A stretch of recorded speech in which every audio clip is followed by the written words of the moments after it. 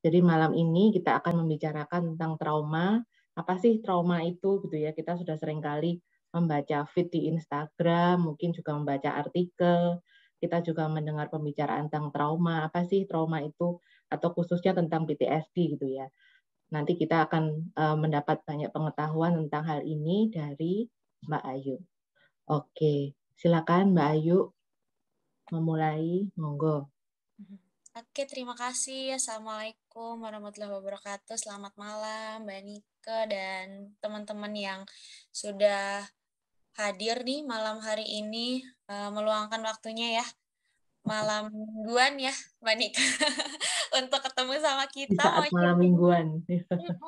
Mungkin karena masih, apa ya, mungkin ada beberapa orang masih yang ini ya, masih takut juga keluar rumah, karena masih Betul. mungkin di beberapa kota pandeminya juga belum yang begitu surut gitu ya. Ya. Jadi bisa lah solusinya untuk belajar bersama, sharing sama-sama. Menimba ilmu di malam minggu. Uh, tuh Mbak Dita aja lagi di jalan tuh ya. Lagi malam mingguan, semangat untuk ikutin webinar Selamat malam, hari Mbak ini. Dita. Oke, selamat malam mingguan buat teman-teman. Mungkin yang lain juga yang off cam ternyata lagi di jalan juga. Itu saya berterima kasih sekali masih menyempatkan waktunya. Oke, seperti yang sudah disampaikan sama Mbak Nike, terima kasih sebelumnya Mbak Nike udah mau menemani saya ya sebagai moderator untuk menjembatani saya juga teman-teman semua yang hadir pada malam hari ini. Malam hari ini nanti karena memang kita masih via online gitu ya, pasti nanti adalah ya gangguan-gangguan teknisnya nih, suara saya nggak kedengeran, PPT-nya nggak gerak lah, dan lain sebagainya, nanti tolong langsung disampaikan, boleh di-unmute, disampaikan langsung atau mau di chat gitu. Nanti kita mau tanya jawabnya terakhir setelah selesai memberikan atau memaparkan materi pada malam hari ini. Nah, perlu teman-teman tahu juga, meskipun saya narasumbernya gitu ya, bukan berarti saya tahu segala hal tentang tema kita pada malam hari ini. Jadi nanti kalau misalnya ada yang kok berbeda ya sama yang saya tahu atau saya pernah baca kayak gini nih, itu boleh banget. Jadi malam hari ini kita diskusi aja gitu. Jadi saya tidak menggurui teman-teman semua gitu. Nanti kalau misalnya ada pertanyaan bisa langsung disampaikan ke Mbak Nika yang akan membantu kita pada malam hari ini. Boleh. Oke, sebelumnya udah di-share screen ini? Belum, Mbak Ayu. Saya mulai share screen ya, kalau gitu. Ini. Oke, saya izin share screen. Karena nggak juga banyak-banyak banget orangnya, kayak Mm-mm. asik kalau kita ngobrol-ngobrol gitu kan. Jadi kalau misalnya nanti, langsung aja sharing-sharing gitu. Udah terima kasih Oke. aja nih, PPS-nya. Iya, ini saya maju lagi. Oke.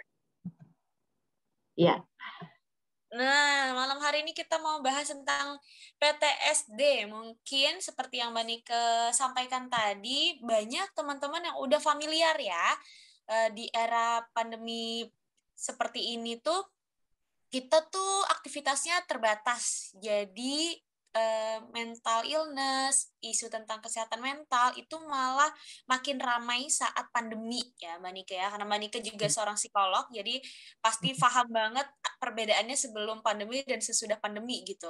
Orang-orang tuh jadi lebih aware, lebih tahu istilah-istilah yang biasanya hanya digunakan sama kita-kita gitu, kalangan tertentu. Tapi sekarang udah pada paham nih gitu untuk istilah-istilah tersebut. Tapi PTSD ini memang sebelum pandemi pun udah lumayan familiar ya. Pasti teman-teman udah tahu juga, tahu definisinya, tahu kisarannya itu seperti apa sih PTSD itu gitu. Asal nggak self-diagnose aja ya, Mbak Dika ya. Jadi seperti yang dibahas tadi, kita membahas tentang PTSD. PTSD itu kalau dari namanya aja kita udah tahu ya, post traumatic stress disorder. Berarti memang adanya traumatik seperti yang dikatakan sama Mbak Nika, ini kita membahas tentang seseorang yang pernah mengalami trauma. Tapi kenapa pos? Ternyata setelah kejadian trauma itu bukan, tidak semua orang akan mempelajari hal itu secara baik, secara jelas, mencerna secara bagaimana nih kejadian ini terjadi gitu. Tapi meninggalkan sesuatu yang negatif dan cenderungnya menetap gitu. Ya, Karena kita mau bahas sesuatu yang menetap, sebelum kita tahu tentang PTSD, gimana kalau kita cari tahu dulu tentang stresnya? Karena kan kalau kita bahas tadi, PTSD ini ada kata-kata stres di situ ya, post traumatic stress disorder. Jadi sebelum kita bahas disordernya, kita bahas dulu stres gitu. Stres itu apa sih gitu? Kenapa sih stres ini kok tiba-tiba punya banyak istilah gitu ya? Ternyata kok dia ada juga nih di PTSD, kok dia ternyata ada juga di gangguan-gangguan yang lain gitu. Nah, karena post traumatic stress disorder ini ada stresnya, jadi kita bahas dulu stres itu sendiri itu apa. Stres itu kan sebagai reaksi tubuh ketika kita mendapati kegiatan atau peristiwa yang menekan atau kegiatan-kegiatan tersebut itu menjenuhkan gitu ya. Itu dilakukan secara berulang. Biasanya tubuh kita ini akan bereaksi, memberikan respon bahwa kamu tuh kuat atau enggak, kamu bosan atau enggak, itu tuh bisa menghadirkan stres. Jadi stres ini sebenarnya wajar. Malah orang hidup ya stres gitu ya. Ada aja yang dipikirin gitu kan, mau yang kuliah ya lagi ngerjain tugas stres, wajar. Lagi skripsi stresnya naik, oke wajar. Diputusin pacar gitu ya, Manika, ya stres juga gitu. Nggak dapat kerja, stres juga. Habis nikah, stres juga. Tadi udah putus cinta, sekarang mau nikah gitu, ketemu pasangan kaget, ya itu juga salah satu respon yang terjadi pada diri kita gitu. Yang itu sebenarnya adalah hal-hal yang bisa kita handle. Tapi di beberapa part, karena kita hidup ini tuh selalu berkembang, selalu mempelajari, ada kalanya kita capek gitu ya. Kita capek untuk memaklumi, kita capek untuk kenapa sih harus kayak gini? Jadi banyaknya pertanyaan itu yang membuat stres ini akhirnya punya beberapa tipe gitu. Jadi kalau stres ini ada stres yang ringan, ada stres yang sedang, ada stres yang tingkatnya lumayan ya, tinggi gitu. Ketika berada dalam situasi yang mengancam, seseorang ini pernah minimal 1 kali atau beberapa kali merasa tidak mampu. Jadi ketika ketidakmampuan ini tuh lebih besar, maka seseorang ini tidak dapat mengelola dirinya serta lingkungannya dengan baik. Jadi kalau kita nih dirinya lumayan bagus gitu ya, kita agak bingung dikit, tapi lingkungan ini tuh support, biasanya stres itu tidak akan menjadi stres yang berkepanjangan atau stres yang berat. Tapi ketika lingkungan juga tidak mendukung, atau kitanya juga tidak terbuka dengan orang, stres ini akan meningkat gitu. Jadi dia tuh kalau setiap hari kita hidup tuh sama aja kayak kita nonton di film-film detak jantung tuh kan naik, turun, naik, turun. Stres tuh juga seperti itu, setiap harinya kadang landai, kadang nanti meningkat, tergantung bagaimana sih kita mengelola diri kita sendiri gitu.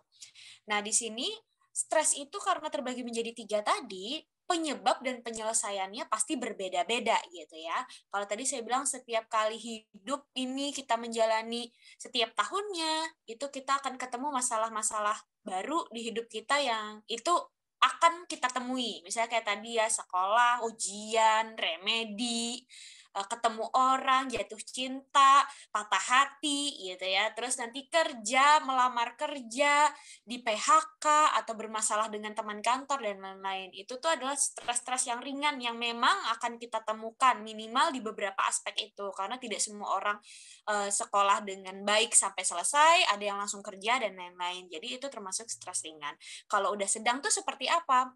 Ya lumayan mengganggu gitu. Mengganggunya masih dalam tahap yang rasanya diri sendiri itu bisa kok menghadapinya, makanya nggak cerita sama orang gitu ya. Jadi stresnya tuh tidak diluapkan, akhirnya ngerasanya, duh kayak aku nggak kuat deh. Tapi support sistemnya bagus, jadi secara tidak langsung dia merasa tidak mampu tadi tuh sebenarnya mampu kok nih, cuman dia tidak sadar bahwa itu tuh sedang dibentuk nih sama lingkungan gitu. Kalau berat, ini udah pasti mengganggu aktivitas. Sama seperti teman-teman kalau datang atau pernah konseling, konsultasi ke psikolog, pasti kuncinya adalah mengganggu aktivitas nggak gitu kan. Kalau misalnya orang yang terjadi problem, kuncinya pasti psikolog-psikolog ini akan bertanya, apakah ini mengganggu aktivitas? Aktivitas keseharian tuh apa aja? Ya mandi, ya makan, ya pola tidur. Itu tuh udah paling utama gitu ya. Kalau ternyata semua ini tuh tidak berjalan dengan baik, sudah pasti pekerjaannya ya udah bisa ditebak gitu ya. Konsentrasinya kurang dan lain sebagainya gitu. Nah, itu bisa masuk ke dalam stres yang berat. Tapi ternyata stres ini punya dua lagi gitu. Punya dua cabang lagi, ada eustress dan juga distress. Kalau kita bahas tentang orang-orang yang menarik diri, orang-orang yang ternyata tuh menangkap stres ini menjadi sesuatu hal yang negatif. Itu berarti sifatnya adalah stres ini sesuatu negatif yang membuat perilaku seseorang ini menjadi semuanya negatif. Apapun yang difikirkan negatif, yang dia lakukan juga negatif. Jadi distress itu sifatnya mengganggu dan merupakan hal negatif yang mungkin kita jadinya melakukan segala sesuatunya itu mengikuti kesadaran kita bahwa menangkap stres itu sebagai hal-hal yang negatif. Tapi ada juga loh stres itu yang dikatakan positif. Kenapa kok bisa seperti itu?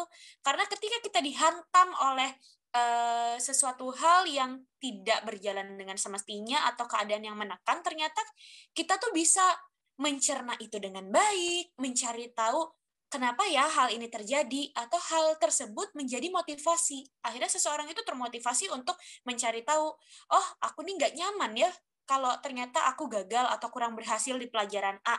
Itu kepikiran terus. Tapi itu diputar menjadi sudut pandang yang bagus gitu. Jadi dia termotivasi. Jadi stresnya berimbas kepada hal-hal yang positif. Misalnya mencari lingkungan atau belajar kelompok gitu ya sama teman-teman yang lebih paham, atau mengulang pelajaran atau les dan segala macam. Itu berlaku untuk semua hal yang rasanya tuh gak bisa dia lakukan sendiri dan dia bisa mencari gitu ya, mencari bagaimana sih caranya untuk mencapai tujuan. Nah, itu eustress gitu ya. Kalau distress itu ciri-cirinya pasti mudah banget kita temui. Ya lemah lah, fisik itu tuh jadi ikutan gak nyaman ya. Kalau udah psikisnya gak enak, udah pasti fisiknya juga jadinya lemas. Putus asa, terus juga kinerjanya menurun. Yang ini berhubungan dengan aktivitas sehari-hari gitu. Jadi kalau misalnya kita mau bahas tentang PTSD, kita bahas dulu stresnya. Kira-kira PTSD itu masuknya kemana? Yang eustress atau distress? Ya, pasti masuknya distress ya, karena sudah ada kata-kata disorder di belakangnya gitu. Oke, slide selanjutnya. Oke, kita mau bahas tentang acute stress disorder atau ASD. Kenapa sih saya tuliskan di sini ASD itu tidak sama dengan stres? Seperti yang kita tahu ya, stres itu adalah sesuatu hal yang wajar, tapi ketika sesuatu itu menjadi akut, berarti itu tidak wajar lagi gitu. Ada sesuatu yang ternyata naik levelnya, tidak hanya stres aja, tapi dia di atas stres gitu. Dia merasa jauh lebih lemas, tidak hanya putus asa, tapi udah nggak mau lagi. Mencoba nggak mau, terus juga kerja nggak mau, udah rasanya tuh ada sesuatu yang menahan dirinya untuk melakukan tugas-tugas yang seharusnya dilakukan gitu. Itu termasuk dalam stres yang akut. Stres akut ini merupakan kondisi yang sebenarnya pernah atau mungkin sering terjadi juga sama diri seseorang. Namun kita kurang tahu ya, ini tuh maksudnya apa, kita sedang mengalami apa. Karena di sini sebenarnya kalau stres akut artinya adalah shock dalam keadaan psikologis nih. Jadi psikologisnya nih shock. Ketika misalnya lagi contoh anak muda aja ya, lagi sayang-sayangnya ditinggalin, ya shock, kaget, karena kan tidak ada persiapan nih, rasanya hubungannya baik-baik aja, tiba-tiba hilang gitu. Shock pastinya, kaget, butuh menerima, aku kenapa hubungan ini, dan lain-lain gitu. Jadi untuk acute stress disorder ini adalah kondisi di mana tubuh kita itu kaget dan merespon ada sesuatu yang tidak berjalan dengan semestinya. Jadi adanya shock psikologis di sini, jadi pernah mengalami atau menyaksikan. Jadi bukan kita sendiri yang langsung terjun nih, tapi menyaksikan peristiwa yang cukup mengerikan dan bersifat traumatis. Artinya ini adalah berhubungan dengan ingatan gitu. Jadi kejadian-kejadian misalnya dijambret di depan mata, udah takut, apalagi inget gimana brewoknya, misalnya gitu ya, gimana dia memegang pisau di belakang jaketnya, bagaimana cara dia mengambil dompet atau mengambil HP orang tersebut gitu. Nah, kejadian-kejadian ini udah melewati ambang stres. Kenapa? Karena ini kaget ya, lagi jalan ngelihat orang ngambil, pergi, akhirnya stres yang ditimbulkan itu berlebihan karena ingatannya itu akan terus ada. Seperti yang kita tahu teman-temannya, setiap kita melakukan kegiatan setiap harinya, kita tuh pasti akan menyumbangkan beberapa persen dari kejadian di hidup kita hari itu untuk masuk ke alam bawah sadar. gitu ya. Jadi biasanya ini masuk adalah sesuatu hal yang paling menyenangkan atau paling menyakitkan. Makanya ketika di usia 17 tahun gitu, saya pernah dihianatin orang. Tiba-tiba di usia 27 tahun saya mengalami hal tersebut lagi atau mirip. Jadi rasanya tuh kayak udah nggak mau lagi soalnya aku udah pernah gitu. Itu kenapa? Karena kita tuh memang cenderungnya akan menyumbangkan itu. Peristiwa yang paling menyenangkan atau paling menyedihkan itu pasti akan kita simpan dan nantinya itu tuh akan terpakai nih suatu saat ketika kita berada di situasi yang sama atau mirip gitu. Makanya kejadian-kejadian traumatis ini disebut akut karena memang kaget ya. Ya kaget, tubuh dan psikisnya ini butuh waktu untuk mencerna, biasanya 3 atau 4 hari aja gitu, nggak nyampe seminggu. Ya butuh waktu aja, namanya melihat orang dijambret, yang nggak nyampe seminggu, tapi ya kepikiran aja, aduh kalau jalan aku gimana, itu kan hal yang wajar. Nah itu biasanya terjadi 3 sampai 4 hari. Stres ini tidak sama dengan ASD, meskipun namanya sama gitu ya. Kalau stres itu wajar terjadi, kalau ASD berarti dia itu tidak selalu terulang gitu. Kalau misalnya kita tuh sebenarnya bingung mau ngapain, sumpek, terus tiba-tiba ngeblank gitu aja udah termasuk stres gitu. Karena adanya tekanan yang dari yang biasanya kerja terus libur lama, misalnya kayak awal pandemi, ya stres itu namanya, hanya aja ringan gitu ya. Kalau ASD ini, dia ya memikirkan terus, hanya aja jangka waktunya singkat, ya 3 hari gitu. Jadi mungkin selama 3 hari itu rasanya tembel bacok deh gitu ya, nggak bisa diganggu-ganggu gitu rasanya. Tapi kalau stres itu kita saat dihubungin orang, saat diajak kompromi atau kerjasama atau komunikasi, tidak semuanya responnya tuh senggol bacok gitu ya. Ada aja yang bisa ngerespon gitu, karena stres itu adalah sesuatu hal yang wajar. Nah, namun ASD ini adalah kondisi-kondisi tertentu. Jadi ketika ASD ini terjadinya lebih dari 3 hari, terlalu dia pikirkan, apalagi dia komorbid ya, punya penyakit bawaan lain misalnya fisiknya, atau dia pernah didiagnosa penyakit psikologis lainnya dan lain sebagainya, itu bisa jadi ASD berkelanjutan gitu ya. Jadi dari shock tadi dia butuh mencerna 3 hari, tapi dia terlalu banyak mikir nih misalnya. Kok bisa ya kayak gitu ya? Harusnya aku begini deh. Nah, ketika kita udah ngomong, seseorang itu mengatakan harusnya, wah udah, itu udah kemana-mana larinya ya. Karena menyalahkan diri sendiri, keharusan saya harusnya menolong orang, keharusan orang itu sebenarnya bisa menjadi orang yang aman jika saya bla bla bla. Nah, ketika itu menjadi berkelanjutan, maka kita sebutnya dengan PTSD. Karena hal tersebut sudah membuat kita mengingat meskipun peristiwa itu sudah terjadi. Gitu. Kalau ASD kan sudah terjadi, kita butuh mencerna aja, tapi kita tidak sebegitunya mengingat. Gitu. Kalau PTSD, ingatan itu membuat kita jauh lebih sakit. Kayak gitu. Nah, kalau ASD itu cenderungnya singkat, kalau misalnya PTSD itu bisa seminggu, 2 minggu, berminggu-minggu, berbulan-bulan, bahkan bertahun-tahun, tergantung lagi dari bagaimana dirinya merespon dan juga lingkungannya gitu. Ya paling mudah memang jawaban sebagai seorang psikolog ini adalah menanyakan support sistemnya ya, selain dirinya sendiri. Kalau dirinya sendiri bingung itu adalah suatu hal yang wajar ketika dia diterpa oleh sesuatu hal yang tidak menyenangkan, dia pasti bingung ya kalau kita tanya gitu. Jadi kalau misalnya support sistemnya tidak paham, tidak bisa memberikan yang minimal yang seharusnya dilakukan orang-orang lah, mendengarkan misalnya gitu. Jadi dia bisa mengeluarkan nih ekspresi emosi yang keluar itu biasanya aman. Tapi kalau misalnya support sistemnya kurang baik, nah ini dia bisa jadi nih PTSD-nya bertahun-tahun. Dan kadang-kala ada kok yang PTSD tapi tidak menunjukkan ya, bukan berarti kita membahas tentang kepribadian ekstrovert dan introvert, tapi memang setiap orang itu pasti punya topeng ya, kita pakai persona. Ketika saya sekarang sebagai narasumber, saya nggak pecicilan gitu ya, ngomongnya nggak lebih tertata gitu ya, tapi kalau saya di luar ini lagi video callan aja berdua sama Mbak Nika gitu, wah wah udah keluar aslinya gitu. Ngomongnya nggak tertata, lebih cemprengnya Mbak Nika ya. Lebih cepat, lebih amburadul gitu. Nah, itulah orang-orang gitu. Jadi jangan terkecoh dengan lingkungan kita yang kayaknya baik-baik aja kok orangnya, tapi tiba-tiba di suatu titik dia meledak. Meledaknya nih banyak faktornya. Dia masuk rumah sakit jiwa kah, atau dia mengalami penyakit fisik akhirnya yang biasanya kita tahu dengan penyakit mah, tifus, yang kita udah pasti tahu, nggak usah nanya gitu ya. Kalau DBD kan mana nih nyamuknya gitu. Tapi kalau misalnya mah nanti kita tanya mana ususnya nih, mana ini lambungnya, kan enggak gitu ya, karena semuanya berasal dari pikiran biasanya. Jadi ya kayak harus jangan makan pedas dan lain-lain, itu kan penunjang yang kalau dipresentasikan kecil gitu.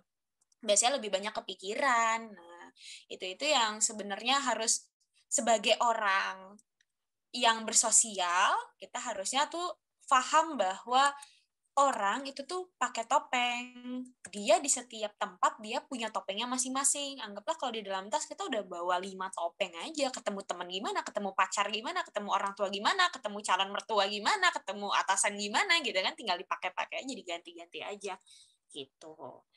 Nah, kalau gejalanya sendiri dari ASD dan PTSD ini sebenarnya sama sih simptomnya. Makanya berulang kali ketika teman-teman ikut webinar pasti dibilang jangan self-diagnose ya gitu. Kenapa? Karena ciri-ciri dan simptom ataupun gejala mirip biasanya ya. Jadi kalau misalnya teman-teman lagi ngerasain bad feeling gitu terus mau cari di Google, wah udah mirip. Tiba-tiba kok aku depresi gitu ya, padahal cuman suntuk aja gitu. Tiba-tiba aku bipolar nih gitu, karena sama biasanya simptomnya. Apalagi dia menjadi satu rumah yang sama gitu ya, seperti iya benar Kak Ajeng, tiba-tiba semua penyakit ada di diri ini ya, jadi bingung, aduh kok gangguanku banyak gitu kan. Itu masih psikis, belum fisik gitu ya. Nanti udah mah ada apanya, waduh udah tinggal ibaratnya tinggal nggak ada di dunia aja lagi, semua penyakit ada di sini gitu ya. Nah, kenapa sih simptom sama gejalanya atau ciri-cirinya tuh sama? Karena biasanya mereka tuh ada di satu tempat gitu ya. Makanya jangan percaya Mbak Google ya, Karisma ya, bahaya banget Mbak Google ini kadang-kadang membantu dan menyesatkan. Seperti yang kita tahu, PTSD itu berada dalam satu naungan besar yang namanya anxiety atau kecemasan. Ya, kecemasan itu dia punya banyak sekali anaknya di dalam rumah itu. Ada yang OCD lah, ada yang tadi stres berlebih, ada yang depresi, ada yang distres. Banyak banget anak-anaknya di dalam situ gitu ya. Termasuk juga PTSD ini. Jadi trauma itu tuh juga termasuk salah satu bagian dari cemas. Makanya ketika kita lihat atau kita search di Google, rasanya kok sama ya?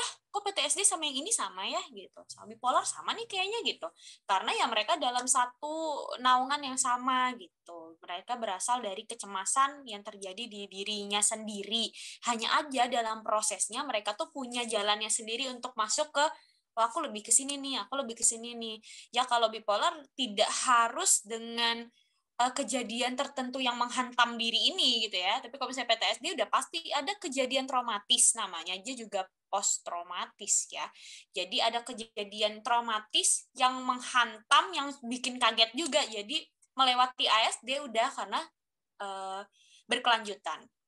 ASD dan PTSD ini ciri-cirinya lumayan sama ya. Biasanya yang sama tuh kurang lebih ada 4 sampai berapa ya, lumayan lah ya, 4 yang saya ingat itu mereka akan mengalami kembali peristiwa-peristiwa yang tidak menyenangkan tersebut, peristiwa traumatis tersebut yang sering kita sebut dengan kilas balik.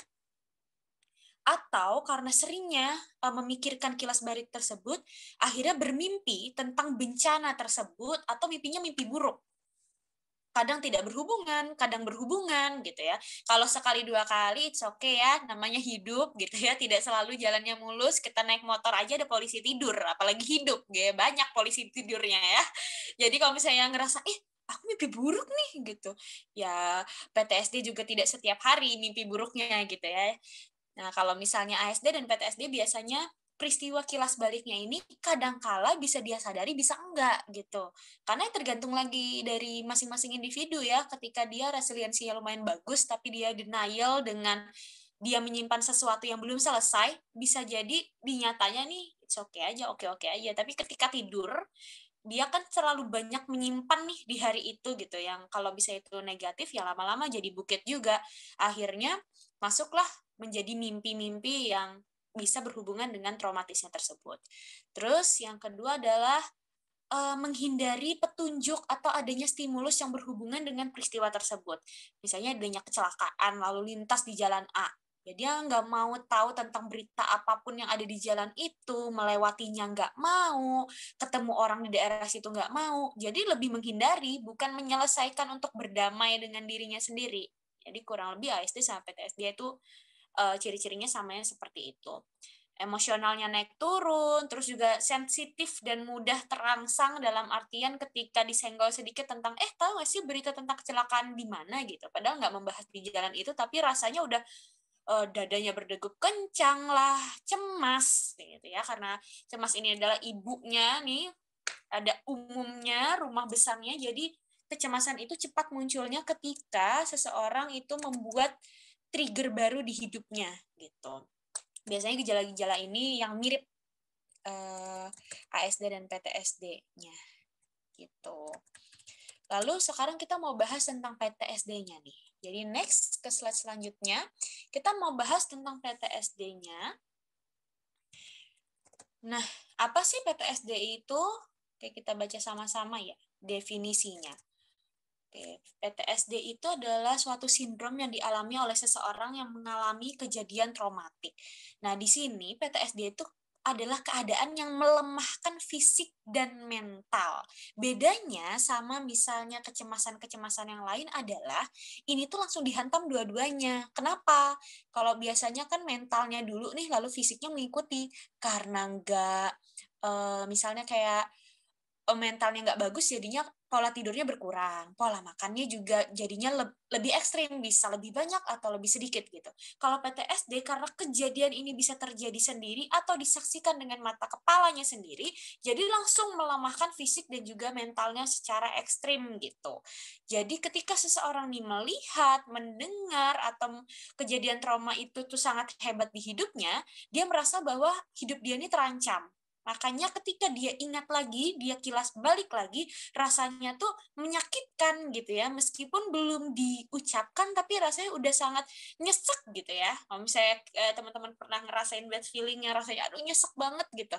Itu yang terjadi sama orang-orang PTSD gitu ya. Kenapa sih PTSD itu rasanya menyakitkan sekali, apalagi ketika harus diselesaikan permasalahannya gitu. Berarti kan dia harus menceritakan lagi dan segala macam. Nah, karena tadi saya bilang dia adalah anak dari anxiety, gitu, bagian dari anxiety, makanya ketika seseorang mencoba untuk keluar dari PTSD ini, maka cemas inilah yang duluan akan maju dan muncul, gitu ya. Ketika mau mencoba, cemasnya akan duluan.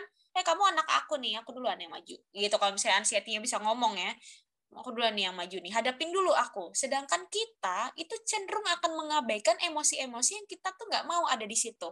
Ya kan, kalau misalnya siapa sih yang mau cemas? Nggak ada, maunya tuh senang gitu. Jadi ketika mencoba menyelesaikan, ya nggak mau, aku tuh nggak mau ada di keadaan cemas yang membuat aku jadinya nggak bisa tidur, membuat aku ini, membuat aku itu gitu.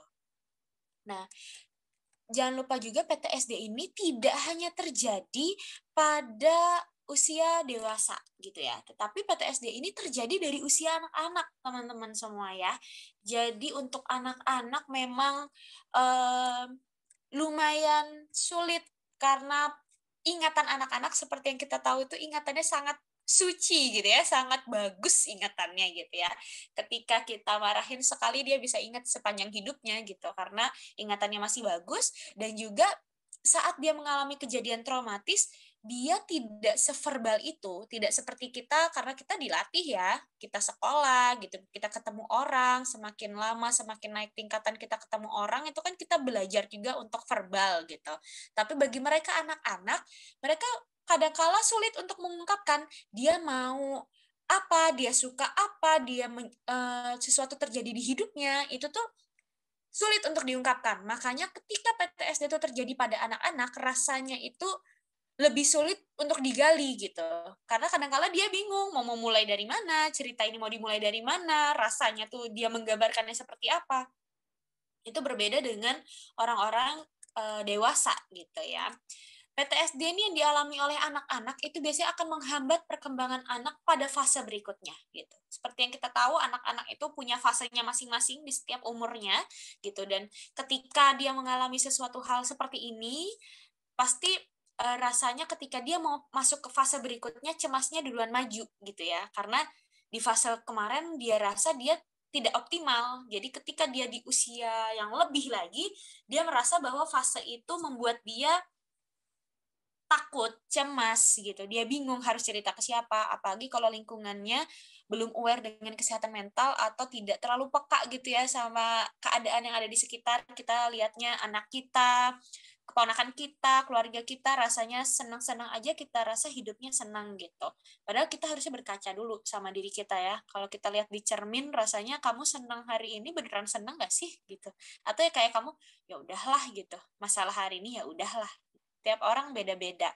Jadi ketika teman-teman rasanya, ya aku sulit deh melihat orang tuh gimana ya biar aku peka, ya berkaca dulu sama diri sendiri. Hari ini rasanya mungkin kamu berat banget loh, tapi kamu waktu di depan kaca senyum, di depan orang senyum, itu juga yang mungkin dilakukan sama orang-orang gitu ya. Jadi belajar empati bisa dimulai dari diri sendiri gitu. Nah, untuk PTSD memang eh, pengobatannya itu bukannya lebih mudah, tapi ketika dia dewasa kita lebih ringan untuk mencari tahu lewat konseling atau psikoterapi. Tapi untuk anak-anak biasanya ini sudah terdiagnosa lebih akut gitu ya daripada PTSD yang dialami oleh mereka yang sudah remaja, dewasa, bahkan dewasa akhir gitu.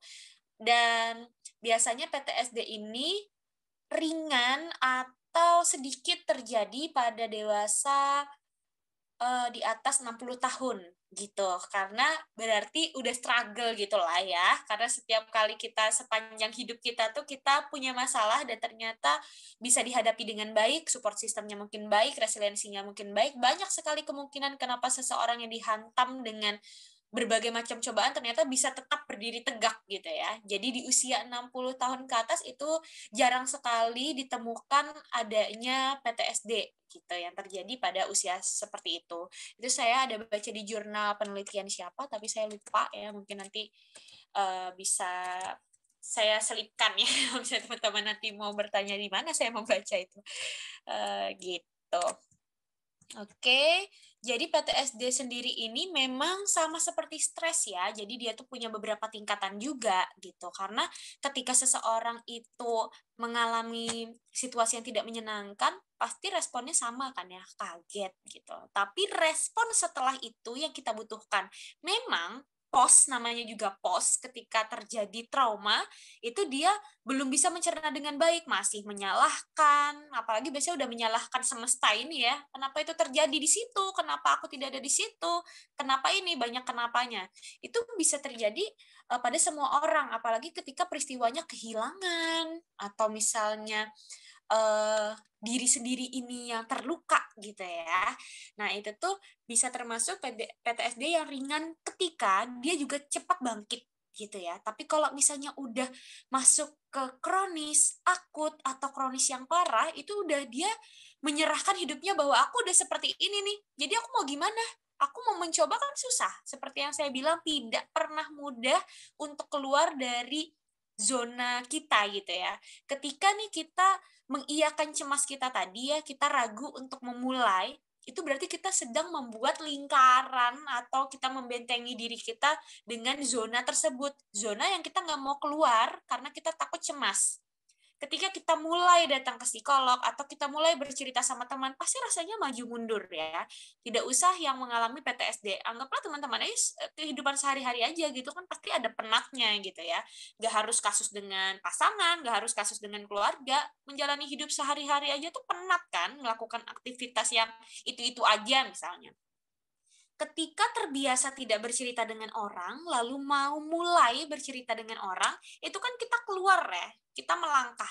Langkah pertama itu pasti berat gitu ya. Itu hanya untuk orang-orang yang tidak mengalami gangguan atau disorder gitu ya. Ketika PTSD ini mencoba, sudah pasti rasanya jauh lebih berat gitu. Orang yang biasa aja ada cemasnya, apalagi PTSD gitu, cemasnya udah berlebih banget gitu kan. Jadinya rasanya tuh jauh tidak nyaman. Nah ini yang bisa membuat orang-orang yang mengalami PTSD ini memang mengiyakan ketakutannya, mengiyakan menyalahkan diri sendiri dan lain sebagainya. Seperti itu. Oke, sekarang kita mau lanjut ke slide berikutnya. Nah, kita ketemu dengan faktor-faktornya. Faktor-faktornya juga sama seperti faktor-faktor yang ada atau yang terjadi pada problem atau gangguan psikologis yang lain ya. Biasanya pasti teman-teman kalau udah banyak baca atau pernah ikut webinar, pasti faktornya nggak jauh-jauh dari 3 faktor ini gitu. Yang pertama adalah biologis. Lagi-lagi faktor gen itu tuh benar-benar bisa menurunkan banyak hal gitu ya, hal yang baik dan juga hal yang kurang tepat gitu. Nah, ketika seseorang nih hidup berdampingan dengan keluarga atau orang terdekat yang mengalami gangguan atau problem psikologis, pastinya seseorang ini juga akan mengembangkan perilaku yang sama atau serupa gitu ya. Ketika saya nggak suka durian, saya tinggal sama Karisma kakak saya gitu, dia melihat ekspresi saya nggak suka dengan durian, padahal dia belum pernah mencoba aja, rasanya dia nggak akan mau coba gitu kan. Karena dia udah lihat nggak enak kok gitu, padahal belum nyoba sendiri gitu. Itu juga yang terjadi dengan gangguan-gangguan psikologis. Kadang-kala kita jadi takut juga terhadap beberapa hal karena kita melihat ekspresi orang lain gitu ya.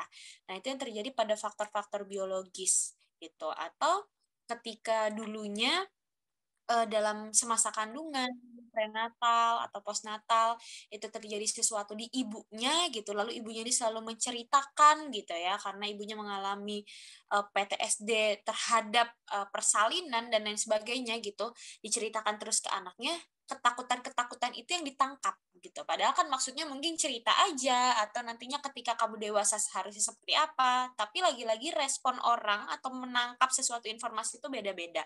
Itu bisa terjadi, itu termasuk dalam faktor biologis gitu ya. Kalau faktor psikologis tentunya kita membahas tentang resiliensi, ketahanan pada setiap individu itu beda-beda.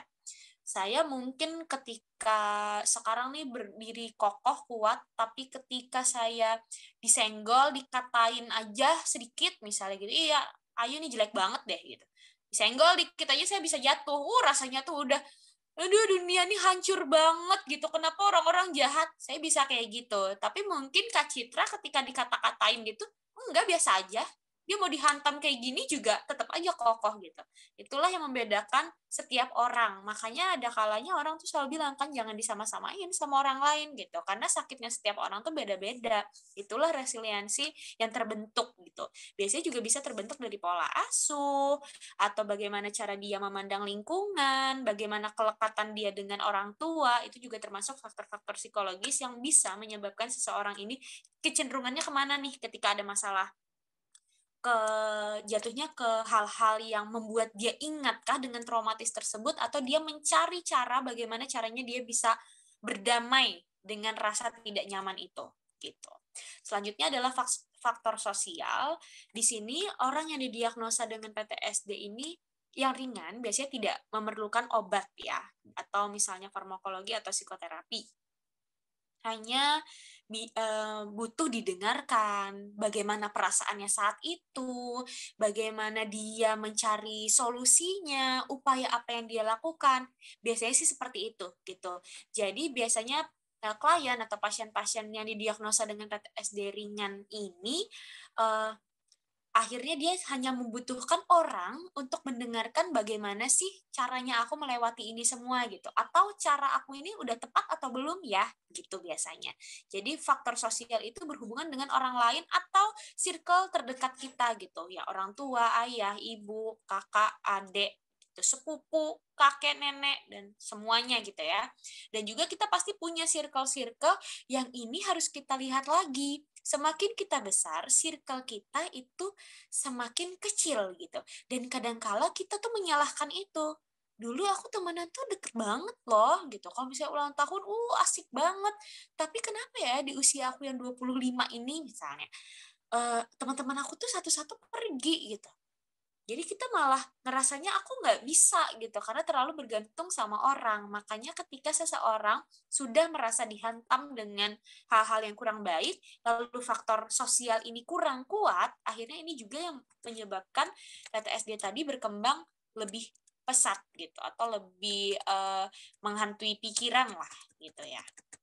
Jadi sebenarnya faktor sosial ini dibutuhkan untuk semua dalam hal kita hidup nih, karena ketika kita punya masalah, manusia sebagai makhluk sosial itu benar-benar nyata adanya gitu ya. Kalau misalnya ngerasa teman-temannya tidak bisa support, kalian pasti punya cara lain, misalnya mau ke psikolog, mau ke peer counselor, atau mau ke konselor, atau mau ke psikiater gitu kan, banyak pilihan. Karena kita sebenarnya notabene bergantung dengan orang lain, hanya aja seberapa kuat sih kita ini bergantung dengan orang gitu. Makanya faktor sosial itu penting banget gitu. Kenapa dibilang penting banget? Karena kadangkala kalau kita punya masalah, kita tuh selalu merasa sendiri. Kalau kita mau dikait-kaitkan dengan agama, ya agama apapun saat kita sedih, itu rasanya udah nggak bisa lagi mikir, namanya lagi punya masalah ya. Mau dikait-kaitkan lagi dengan rasa syukur lah dan lain-lain, itu sudah nggak akan bisa gitu ya. Bukan saatnya, belum tepat membahas tentang itu.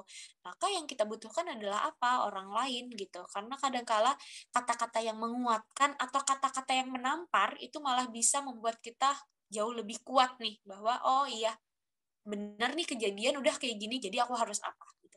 Kalau kita nggak kasih apa yang kita rasakan ke orang, kadangkala tuh itu yang membuat kita tuh jauh lebih sakit gitu, karena semua kita pikirin sendiri, kita tanya sendiri, kita jawab sendiri, jadi muter aja di kepala kita gitu. Nah itu yang bisa menyumbangkan PTSD ini jauh lebih sakit gitu, karena tidak dibicarakan dengan orang lain atau ahlinya. Oke, lanjut. Nah, kita mau berbicara tentang gejala-gejala PTSD. Gejala PTSD ini ada beberapa. Jadi kita mau bahas tentang gejalanya satu persatu. Yang pertama adalah intrusive re-experiencing. Apa sih ini? Nah, kita mau membahas tentang 3 klasifikasi gejalanya ya. Jadi ini adalah kembalinya atau sesuatu hal, peristiwa yang selalu kembali, dan peristiwa ini adalah peristiwa-peristiwa traumatik yang selalu melekat atau yang selalu diingat sama si penderitanya gitu. Jadi itu kan mengulang, jadi dia mengulang-ulang terus, jadi selalu kembali terus ingatan atau peristiwa traumatik yang sebenarnya pengen dihilangkan, atau yang sebenarnya hal itu malah membuat dia makin kuat ingatannya karena diulang terus. Gejala-gejalanya seperti yang bisa dilihat, perasaan, pikiran, dan persepsinya mengenai peristiwa itu selalu muncul. Makanya tadi ada kata-kata orang bisa aja mimpi, karena kita pakai topeng ya tiap harinya. Kadang-kadang orang nggak mau dilihat sedih ya, nggak mau dilihat lemah. Jadinya ketika hidup tuh maunya strong gitu ya, tough gitu ya. Tapi ternyata nggak kuat juga, itu yang bisa membuat perasaan, pikiran, dan persepsi ini menjadi lebih kuat, dan peristiwa ini akan muncul secara berulang-ulang gitu. Lalu mimpi-mimpi buruk dan juga pikiran-pikiran traumatis yang membuat dia muncul dalam bentuk flashback gitu. Jadi kilas baliknya itu seperti apa, dia ingat banget gimana mobil itu menghantam dia, misalnya bagaimana siapa terlindas apa, misalnya kayak gitu. Jadi itu yang selalu dia ingat gitu, pikiran-pikiran seperti itu, flashback tentang itu yang selalu muncul. Biasanya muncul dalam hal apa sih? Yang mengingat lagi itu kejadiannya kayak ada di depan mata, jadi seperti berhalusinasi gitu ya. Kejadian itu tuh ada lagi di depan mata, makanya kadang-kala rasanya sangat menyakitkan, bisa nangis yang sampai sebegitunya gitu ya, karena flashbacknya tadi tuh membuat dia mengiyakan si trauma yang selalu muncul ini tadi gitu. Jadi rasanya tuh terjadi terus di hadapan matanya gitu. Lalu adanya gangguan psikologis yang amat kuat ketika menyaksikan sesuatu yang mirip atau mengingatkan dia tentang peristiwa tersebut gitu. Jadi warnanya mungkin, baunya, namanya yang mirip, atau lain sebagainya. Yang peristiwanya ini mengingatkan dia sama peristiwa yang sudah terjadi sebelumnya gitu. Jadi ketika itu terjadi, dia mempunyai gangguan-gangguan tersendiri nih, yang itu bisa diperiksakan lebih lanjut gitu ya. Misalnya kayak jadi overthinking banget gitu, cemasnya jadi lebih tidak stabil, emosinya, terus juga pola makan, pola tidur, dan lain sebagainya, udah mengganggu psikologis banget. Lalu adanya reaksi fisik seperti ya jantungnya berdebar, terus juga panik gitu. Ketika mengingat tuh bingung, jadi panik aja gitu. Aku harus apa nih? Aku gimana nih? Jadi bingung sendiri gitu. Nah, reaksi-reaksi seperti ini bisa terjadi gitu ketika orang-orang ini mengingat lagi, kilas balik lagi tentang peristiwa yang tidak menyenangkan tersebut atau traumatik tersebut. Oke, selanjutnya. Nah, selanjutnya adalah avoidance ya. Ini berarti seseorang yang selalu untuk menghindar. Jadinya ketika dia mengingat peristiwa itu, dia menghindari hal tersebut, apalagi hal-hal yang memang berhubungan dengan trauma dan juga perasaan bersalah dia gitu. Jadi ketika dia ingat, dia akan menghindar. Gejala-gejalanya sudah pasti menghindar dari situasi tersebut, menghindar dari pikiran-pikiran itu, atau aktivitas yang berhubungan dengan trauma itu dia nggak mau sama sekali gitu ya. Dia tidak mau terlibat, tidak mau mengingat, dan lain sebagainya. Lalu kurangnya perhatian atau akhirnya ini mengganggu kegiatan sehari-hari dia, lalu dia merasa terasingkan nih dari orang lain. Rasanya sih terasingkan ya, padahal dia sebenarnya menarik diri dari orang lain gitu. Karena ketika dalam situasi yang seperti ini, situasi menghindar ini jadi kayak bumerang juga bagi diri dia gitu. Karena, oh aku dalam keadaan yang kayak gini nih, orang-orang bisa ngerti aku nggak ya? Sebenarnya kita nih yang menarik diri. Tapi ketika orang-orang sudah capek untuk, ini orang kenapa ya gitu ya, jadi teman-temannya udah capek, temannya pergi gitu, atau merasa udah nggak usah bertanya lagi sama si orang ini, dia malah merasa terasingkan gitu, karena penghindaran-penghindaran yang dia lakukan. Lalu membatasi perasaan-perasaan yang masuk, seperti perasaan-perasaan kasih sayang, ketika orang care, ketika orang support, itu tuh dia kayak denial, nggak bisa, aku nih udah ibaratnya aku tuh nggak pantas gitu. Harusnya kemarin aku kayak gini, ini kan aku sekarang kayak gini karena aku, jadi aku nggak pantas dapat kasih sayang, dapat support, dapat empati, dapat simpati gitu. Jadinya perasaan-perasaan yang seperti itu dia batasi. Dia malah memberikan perasaan-perasaan yang kurang baik seperti perasaan menyerah, takut akan masa depan, tidak punya harapan terhadap karirnya, tidak ada masa depan terhadap hubungannya dengan orang lain seperti pernikahan, anak-anak, atau selayaknya hidup normal aja kayak orang. Kerja yang bagus, dapat gaji, teman banyak, disukain orang, keluarga baik, ya saat menikah itu seperti fairy tale gitu ya, akhirnya happy ending, itu tuh nggak ada di pikiran dia. Udah sekarang salah, aku nggak bisa lagi membangun hidupku dengan lebih baik, ya kayak gitu terus yang akan terjadi. Itu yang terjadi ketika gejala avoidance ini hadir di diri seseorang. Oke, selanjutnya. Gejala ketiga adalah negative attention in mood and cognition. Berarti ini adalah gejala-gejala yang udah pasti menyalahkan diri dia sendiri, yaitu sesuatu penyimpangan secara persisten di antara lain dia menyalahkan dirinya sendiri, atau kadang-kala dia menyalahkan orang lain. Kalau misalnya dia ngerasa kayak, aduh diri aku kok kayak gini, tapi lama-lama dia jadinya menyalahkan orang lain. Harusnya kamu juga bisa nih kayak gini, harusnya kamu mengingatkan aku, gitu. Ya, saya contohkan harusnya karena seseorang kalau udah kalut, kata-kata harusnya itulah yang menyakiti dirinya sendiri gitu kan. Adanya penyesalan. Lalu berkurangnya minat untuk melakukan aktivitas, ketidakmampuan yang mengingat aspek-aspek yang menjadi kunci.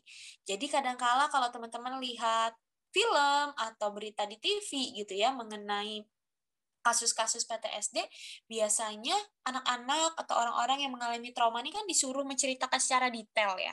Ada kalanya di part-part tertentu tuh orang-orang nggak inget lagi gitu, karena ya udah kognisinya tuh udah kayak saking sakitnya dia tuh hilang gitu. Sebenarnya nggak hilang, tapi ketika diingat-ingat lagi tuh rasanya kok nggak ada ya part ini. Padahal itu adalah part yang paling menyakitkan gitu. Ketika part itu hadir, rasanya moodnya naik turun gitu. Jadinya cenderung hilang lah hal-hal negatif yang menjadi kunci dari kejadian tersebut. Gitu. Oke, selanjutnya. Nah, kita selanjutnya ada di tahap arousal. Di sini ya berarti kesadaran secara berlebihan gitu ya. Jadi gejalanya itu sesuatu hal yang memang dia sadari. Oh, ini terjadi nih sama aku.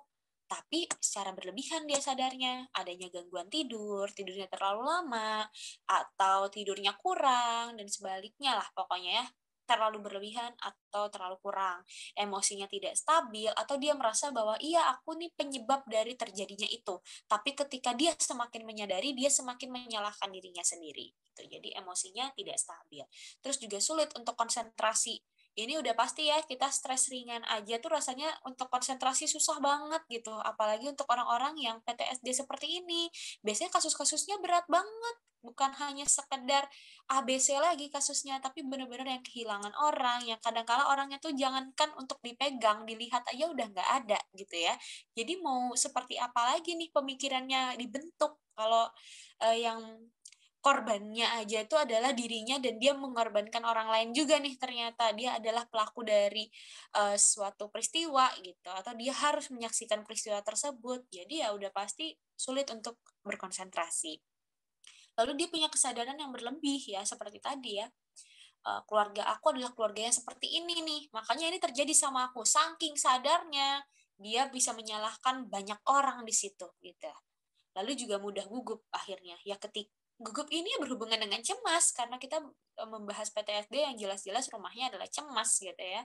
Perasaan cemas ini tidak pernah luput. Apapun yang dia lakukan, dia selalu memikirkan apa yang akan terjadi di masa depan. Dan itu wajar banget, karena cemas akan selalu hadir di depan gitu. Kamu mau apa, cemas itu sudah akan muncul gitu ya. Jadi gugup ini adalah manifestasi dari cemasnya tersebut. Gitu. Oke, slide selanjutnya. Nah, kita di sini mau membahas tentang jenis-jenis PTSD. Nah, di sini memang ada 3 jenis PTSD. Yang tadinya saya bilang PTSD ini sama dengan stres ya. Jadi PTSD ini terbagi menjadi 3 jenis, yaitu PTSD akut. Nah, di mana tanda-tandanya atau gejalanya ini terjadi dalam rentang waktu sekitar 1-3 bulan gitu. Nah, biasanya ketika udah terjadi hal-hal seperti itu, dia akan berakhir dalam kurun waktu 1 bulan aja nih. Jadi dalam 1 bulan itu dia merasa harus segera mendapat pertolongan, bercerita dengan orang gitu ya. Jadi meskipun dalam 1 bulan itu berlarut-larut, tapi dia eh, merasa dia harus mendapatkan pertolongan. Biasanya seperti itu untuk PTSD yang akut. Lalu PTSD kronik itu di mana tanda-tandanya atau gejalanya itu berlangsung lebih dari 3 bulan. Dan jika tidak ada treatment yang dilakukan oleh penderitanya, maka dapat bertambah berat sehingga akan mengganggu semuanya ya, termasuk kehidupan sehari-hari orang tersebut. Lalu yang ketiga adalah PTSD with delay onset. Di sini walaupun sebenarnya tanda-tanda ataupun gejala-gejala PTSD ini muncul pada saat setelah trauma ini terjadi, ada kalanya tanda dan gejalanya itu baru muncul minimal 6 bulan. Bahkan bisa bertahun-tahun setelah itu, setelah peristiwa traumatik itu terjadi gitu. Hal ini biasanya timbul pada saat tanggal yang sama, bulan yang sama, atau hari kejadian traumatis tersebut gitu. Jadi bisa juga karena individu ini juga mengalami kejadian traumatis lain yang terjadi juga di beberapa waktu berikutnya, lalu hal ini mengingatkan dia terhadap peristiwa traumatis yang terjadi di masa lalunya. Jadi seperti delay aja pada onsetnya gitu ya. Kalau misalnya harusnya umur 15 tahun itu udah ngerasa bahwa ini sesuatu hal yang menghantam dia, tapi dia nggak secepat mencerna gitu. Jadi dia butuh waktu 6 bulan. Bahkan bisa bertahun-tahun setelah itu, akhirnya delay onsetnya gitu ya. Oke. Selanjutnya, oke dari tadi karena saya udah ngomong terus dan mungkin teman-teman merasa ini kakak ini ngomong terus ya cerewet terus gitu. Saya maunya kita ada interaksi. Ini adalah contoh-contoh peristiwa PTSD yang pertama sudah saya contohkan. Korban utama di sini maksudnya adalah kita sendiri yang mengalami, bukan hanya melihat. Jadi kita adalah korbannya. Contohnya adalah KDRT. KDRT mungkin memang bisa menjadi saksi hidup gitu ya. Kita melihat orang tua kita atau kita melihat teman, saudara dan lain-lain. Namun di sini yang saya maksud adalah kitanya sendiri. Nauzubillah misalnya saya menjadi korban KDRT dari suami saya misalnya kayak gitu. Nah, itu bisa menjadi contoh-contoh peristiwa PTSD yang terjadi pada korban utama, lalu pelecehan seksual yang terjadi pada diri sendiri, dilecehkan keluarga, dilecehkan orang lain, gitu. Nah, itu adalah korban-korban utama dan contohnya ada 2 yang saya sebutkan. Lalu selanjutnya ada peristiwa PTSD lainnya nih, seperti bencana alam, saksi hidup, ataupun kehilangan. Kira-kira teman-teman yang ada di sini biar nggak ngantuk juga sebelum kita mau diskusi lebih lanjut, mau bantu saya untuk memberikan contoh untuk bencana alam, saksi hidup, sama kehilangan nih apa ya? Mau di-unmute, langsung ngomong langsung boleh, atau mau diketikkan juga nanti bisa saya bantu bacakan. Mudah sih sebenarnya ya, bencana alam pasti teman-teman tahu, saksi hidup, lalu kehilangan. Biar saya tahu aja teman-teman udah paham banget nggak sih tentang PTSD, apalagi contoh-contohnya. Gitu. Sip, kira-kira apakah ada yang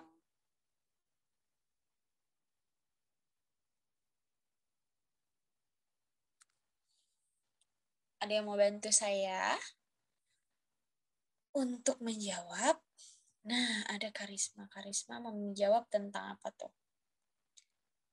Bencana alam ya, tsunami, kebakaran, banjir bandang. Betul sekali, itu contoh-contoh PTSD karena tidak mudah karena peristiwa-peristiwa tersebut meninggalkan trauma yang besar karena untuk penyembuhannya atau membenahi kotanya setelah terjadi bencana alam aja butuh waktu ya, apalagi manusianya gitu. Kalau saksi hidup ada lagi teman-teman yang lain mungkin mau jawab, mau bantu saya?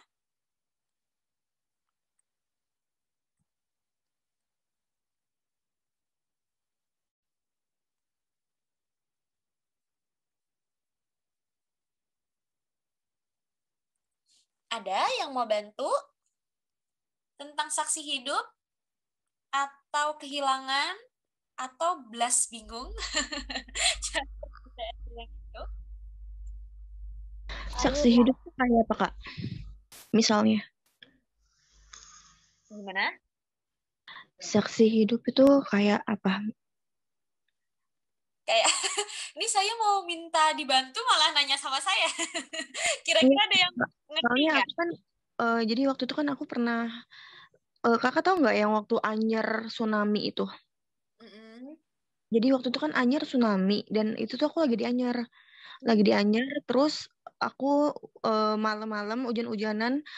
Jadi tuh villa aku kan acara keluarga. Jadi keluarga aku tuh ada 100 orangan di situ. Terus itu Anyer pas tsunami, pas kita di sana, dan aku malam-malam ngetok-ngetok setiap kamar villa yang ada saudara aku tuh, mereka tuh nggak nganggep tsunami itu hoax gitu loh, Kak. Jadi bahkan aku salah ngetok pintu, jadi itu aku kan nggak tahu nih, kan itu banyak banget nih villanya tuh kayak rumah-rumah gitu, jadi setiap satu keluarga dapat satu rumah gitu. Nah ternyata yang aku ketok itu kan keluarga orang lain. yang aku kasih tahu yang aku kasih tahu pada saat itu langsung pulang ke Jakarta, itu keluarga orang lain, dan sedangkan keluarga aku tuh slow gitu loh. Ada yang lagi ngopi di pinggir laut, ada yang udah tidur, sampai keluarga inti aku pun tidur. Dan di saat itu tuh aku kayak cemas gitu loh, karena di situ sinyal udah susah. Terus berita terakhir yang aku dapat itu tsunami di Labuan udah terjadi gitu ya. Terus tinggal nunggu di Anyer. Nah, pas soalnya villa kita itu di samping laut gitu loh. Nah, di tempat kita air lautnya itu udah surut sampai tengah jauh gitu. Tapi keluarga aku tuh nggak ada yang ini loh, aku nggak tahu aku doang yang takut mati atau mereka tuh nggak takut mati gitu kan. Padahal kalau misalnya itu sampai kena tsunami, aku ya udah habis semua keluarga aku gitu kan. Terus gitu dan aku tuh sampai muter-muter hujan-hujanan, keluarga aku tuh nggak ada yang ini loh, nggak ada yang mau pergi gitu. Pokoknya nganggep itu tuh hal biasa, bukan hal yang gawat. Akhirnya apa coba? Akhirnya kita baru pergi itu pagi-pagi, jam 6 pagi. Kita baru pergi jam 6 pagi, terus abis itu tempat itu kena tsunami. Oh, masih diselamatin berarti ya. Allah ya.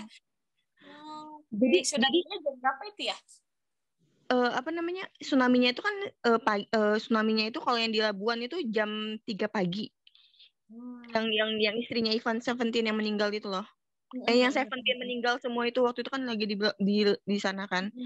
Pokoknya aku tuh yang kayak sampai sekarang tuh aku kayak nggak mau balik lagi ke Anyer gitu tuh.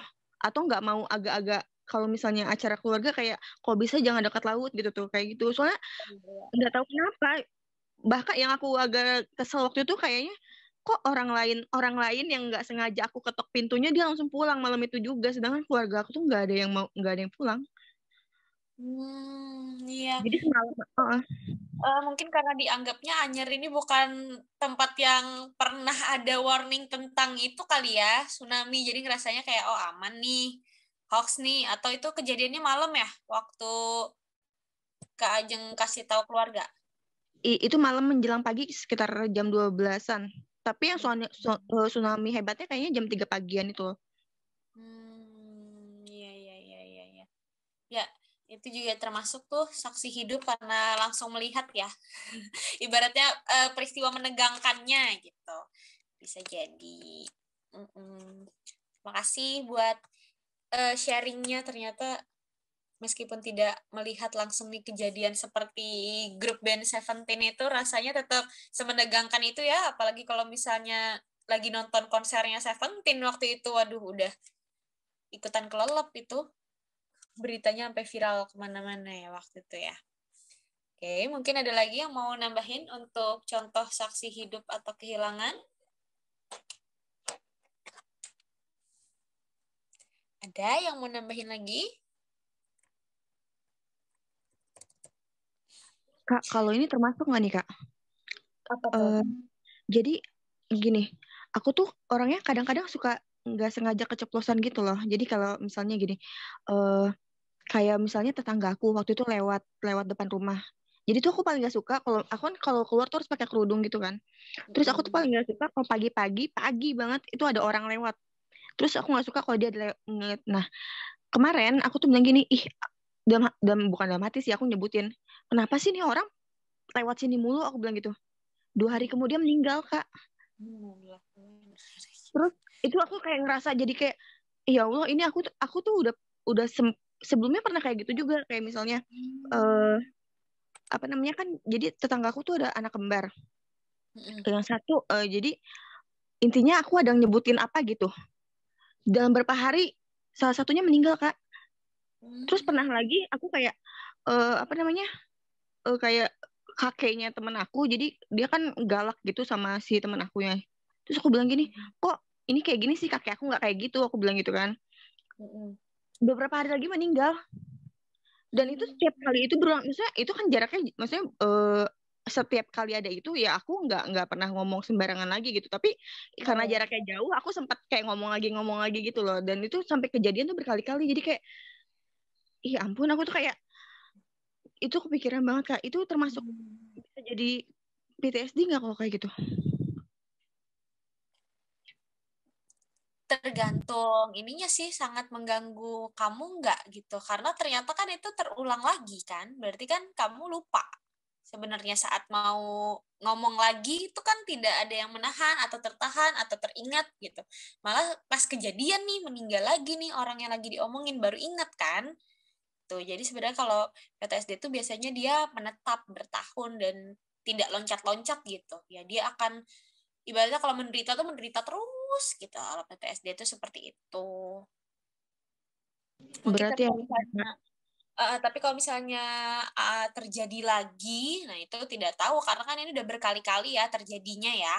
Jadi kalau misalnya sekali lagi terjadi terus bisa menjadi PTSD kemungkinan, tapi memang harus diperiksakan dulu. Jadi harus konseling dulu gitu, harus cerita dulu sama profesional. Apalagi kan nggak tahu bagaimana perasaannya Kak Ajeng saat itu, lalu ketika diulang tuh perasaan apa yang muncul dan lain-lain. Nah, itu yang harus di cross check juga gitu. Oke itu ya. Kak. Makasih. Oke, kita lanjut ke penanganannya ya. Next dulu. Terima kasih buat teman-teman yang udah mau bantu contoh peristiwa PTSD tadi. Selanjutnya, nah ini slide terakhir dari saya.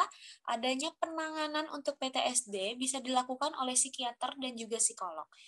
Kalau dari psikiater kita tahu ya, teman-teman pasti udah tahu ya bedanya psikiater sama psikolog. Jadi kalau psikiater, dia menggunakan obat-obat antidepresan dan juga kecemasan biasanya. Untuk apa? Karena bisa jadi seseorang yang mengalami gangguan psikologis itu kalau diajak ngomong udah nggak bisa gitu ya, nggak bisa dua arah. Rasanya tuh saking banyaknya, saking kalutnya yang ada di kepalanya, itu nggak bisa tersampaikan dengan baik. Bingung mau menyampaikannya di mana, kayak gimana gitu. Jadinya pemicu cemasnya tuh jauh lebih meningkat daripada bagaimana cara dia keluar dari itu. Jadi untuk membuat orang ini jauh lebih tenang dan bisa bercerita dengan baik, biasanya kita memerlukan psikiater untuk memberikan obat-obat gitu. Nah, obat-obat antidepresan biasanya diberikan kepada orang-orang yang udah mulai ngelantur nih ya, atau ngerasa berhalusinasi terus-menerus, merasa bersalah terhadap kejadian-kejadian traumatis yang dialami, atau rasa cemasnya tuh terlalu berlebihan, takut akan hal-hal yang belum terjadi atau yang belum dia lakukan dan lain sebagainya gitu. Lalu kalau psikolog sendiri apa sih yang dilakukan? Pertama adalah konseling, udah jelas. Karena kita akan mendengar bagaimana dia bercerita, bagaimana rasanya, perasaan sebelum terjadi kejadian traumatis itu seperti apa, berubahnya seperti apa, perbedaan yang terjadi sebelum dan sesudah kejadian traumatis itu seperti apa, siapa aja orang-orang yang terlibat, kalau kamu merasa tidak nyaman, itu berapa lama durasinya, apa upaya yang pernah kamu lakukan, terus juga bagaimana ceritanya runtut atau tidak, terdeskripsi dengan baik atau enggak, gitu juga tergambar dari konseling. Lalu biasanya ada terapi kognitif dan juga behavior. Mungkin teman-teman sudah familiar dengan terapi ini atau juga CBT biasanya ya. Kadang kita membenarkan kognitifnya dulu. Kenapa? Karena ada irrational belief nih di sini. Dia mempercayai sesuatu hal yang salah. Misalnya, kayak tadi contohnya, misalnya Kak Ajeng tadi merasa bahwa diri aku nih selalu salah. Jadinya aku nih sebagai pembunuh, misalnya gitu. Jadinya tuh seperti itu. Itu berarti adalah irrational belief yang salah gitu. Ya orang nggak ngapa-ngapain kok gitu, hanya aja kebetulan yang terjadi secara berulang itu, misalnya gitu. Jadi kita harus benarkan dulu irrational belief-nya. Atau kecemasan dan overthinkingnya itu diiyakan sama dirinya sendiri. Akhirnya dia merasa bahwa aku nggak harus melakukan apa-apa. Kalau aku melakukan apa-apa lagi, ini akan salah. Atau aku akan semakin parah. Orang-orang nggak akan paham bagaimana rasanya menjadi aku. Jadi dia nggak mau nih mencari pertolongan. Itu juga bisa terjadi. Makanya kita mau benerin dulu kognitifnya. Setelah kognitifnya ini baik, bisa diajak kompromi, bisa menelaah sendiri perilakunya, baru kita bisa ke behaviornya. Bagaimana dia menghadapi hidup ini gitu ya, yang nano-nano ini gitu. Bagaimana dia keluar, langkah apa yang harus dia lakukan. Kalau dia ketemu lagi dengan peristiwa itu, dia ketemu sama orang, dia menghadapi hidup ini, bagaimana reaksi tubuh, bagaimana cara dia mengkonfirmasi apa yang harus dia lakukan, gerakan seperti apa yang senormalnya orang-orang lakukan itu tuh terjadi gitu ya. Jadi adanya terapi behavior gitu untuk mensetarakan pikirannya dengan perilakunya gitu. Lalu juga ada exposure.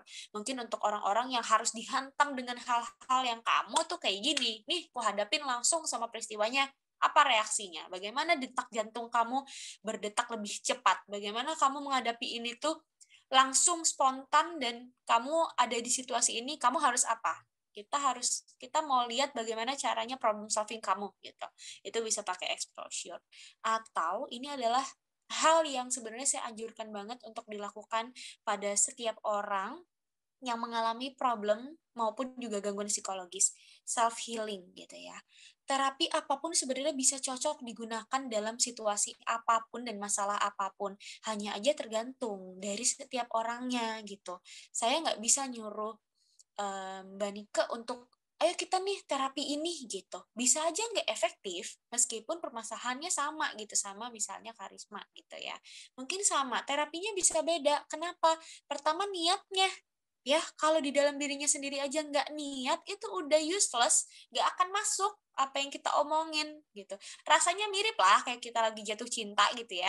Rasanya mau dibilangin pacar kita ABC udah mental gitu. Aku lihat pacar kamu sama cewek lain, bodo amat, enggak orangnya tidur gitu. Kita kan kadang suka gitu ya. Saya suka banget nih mencontohkan pasangan-pasangan soalnya kayaknya relate aja gitu.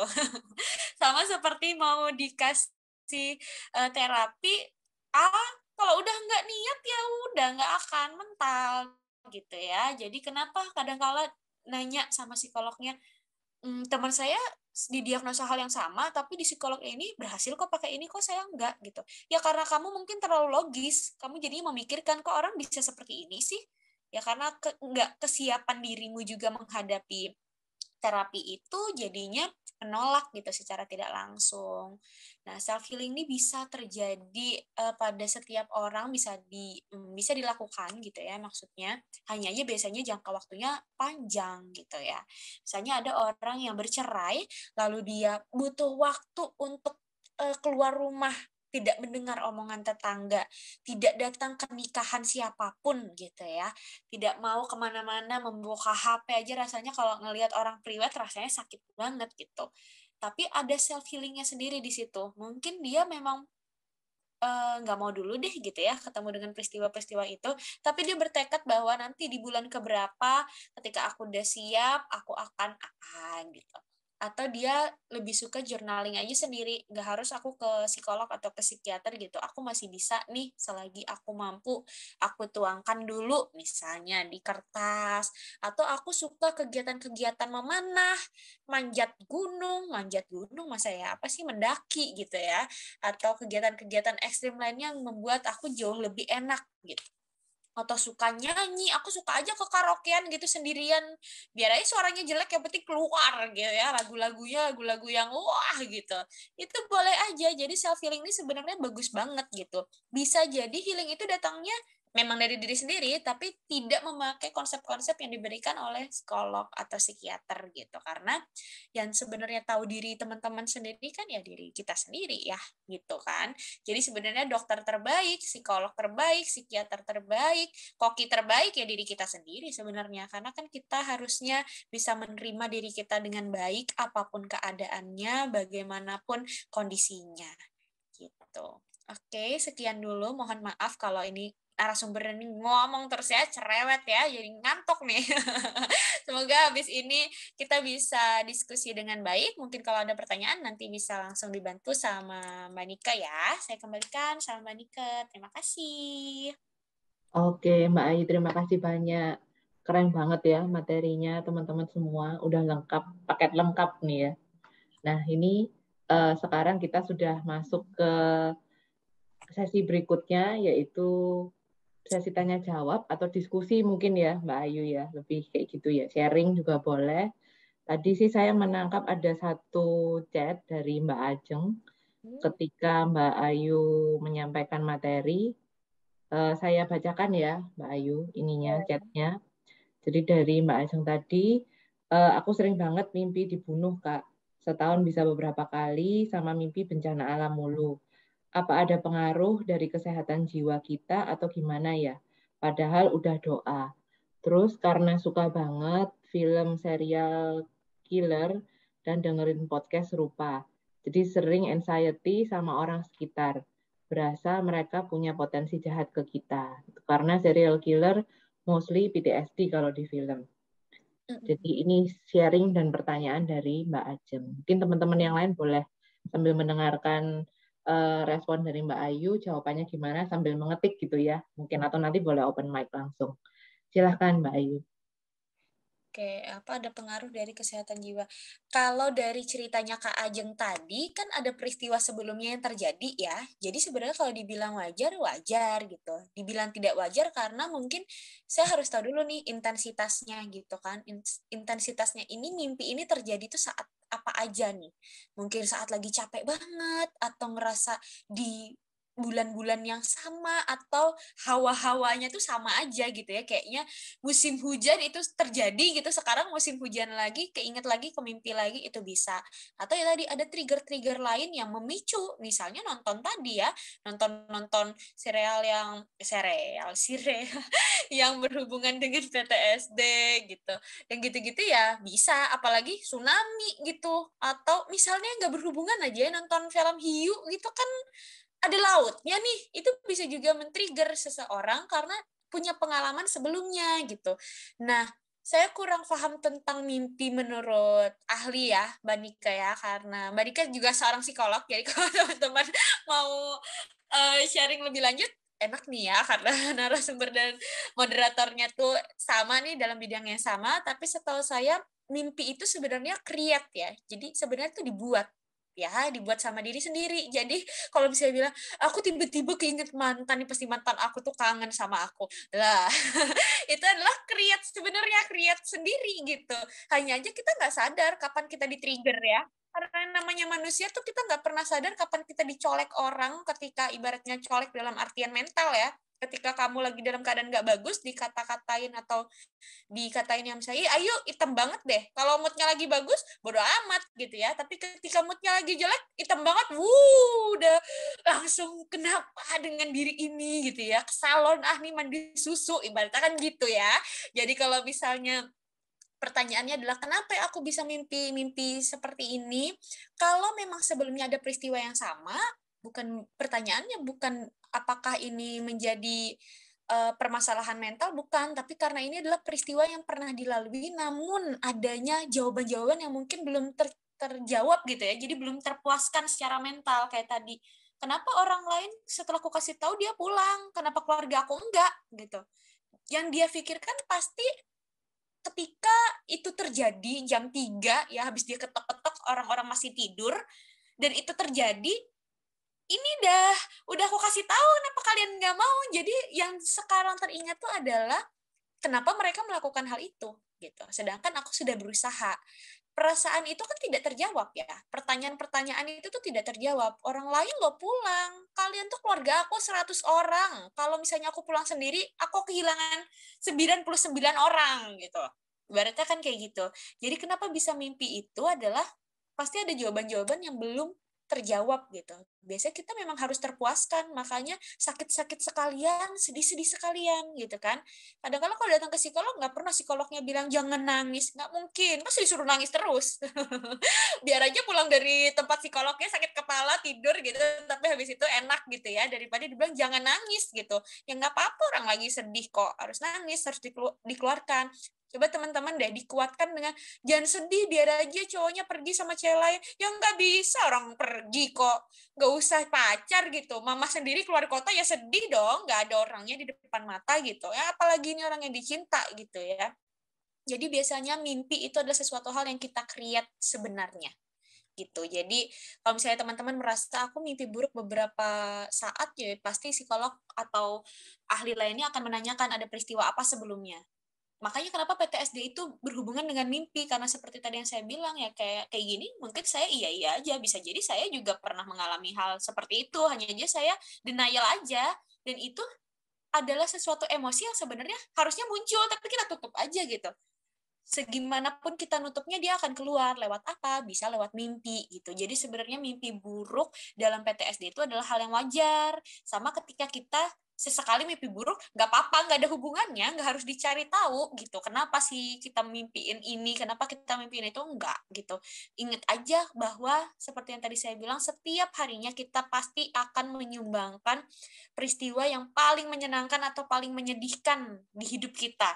Jadi ketika misalnya saya hari ini sedih, saya mimpi yang seperti ini tuh 5 bulan kemudian, bisa jadi karena itu tertumpuk kan di alam bawah sadar, ketika kejadiannya mirip, dia naik lagi ke paling atas, lalu mungkin keluarnya lewat mimpi gitu. Jadi sebenarnya nggak ada mimpi yang tidak bermakna, kecuali mimpinya dimakan dinosaurus tapi nggak pernah nonton dinosaurus, ya capean aja gitu.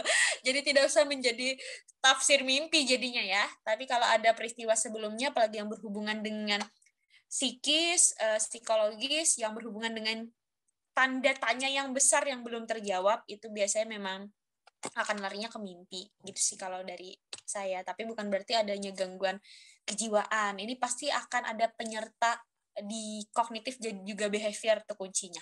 Itu biasanya. Kalau selagi bisa bertanya seperti ini, biasanya itu kesadarannya bagus. Jadi tidak apa-apa. Insya Allah. Mungkin gitu, ada sanggahan? Atau Mbak Nika mau menambahkan? Enggak, cukup lengkap. Sudah pakai lengkap jawabannya. Tadi paket lengkap terus, saya udah kayak paket-paket di McD gitu ya. Kayak panas ya Mbak Ayu. Oke, semoga cukup menjawab ya Mbak Ajeng. Jawaban dari Mbak Ayu. Iya, oke, Teman-teman, terima kasih. oke, sama-sama Mbak Ajeng. Teman-teman yang lain kalau mau bertanya, monggo silahkan.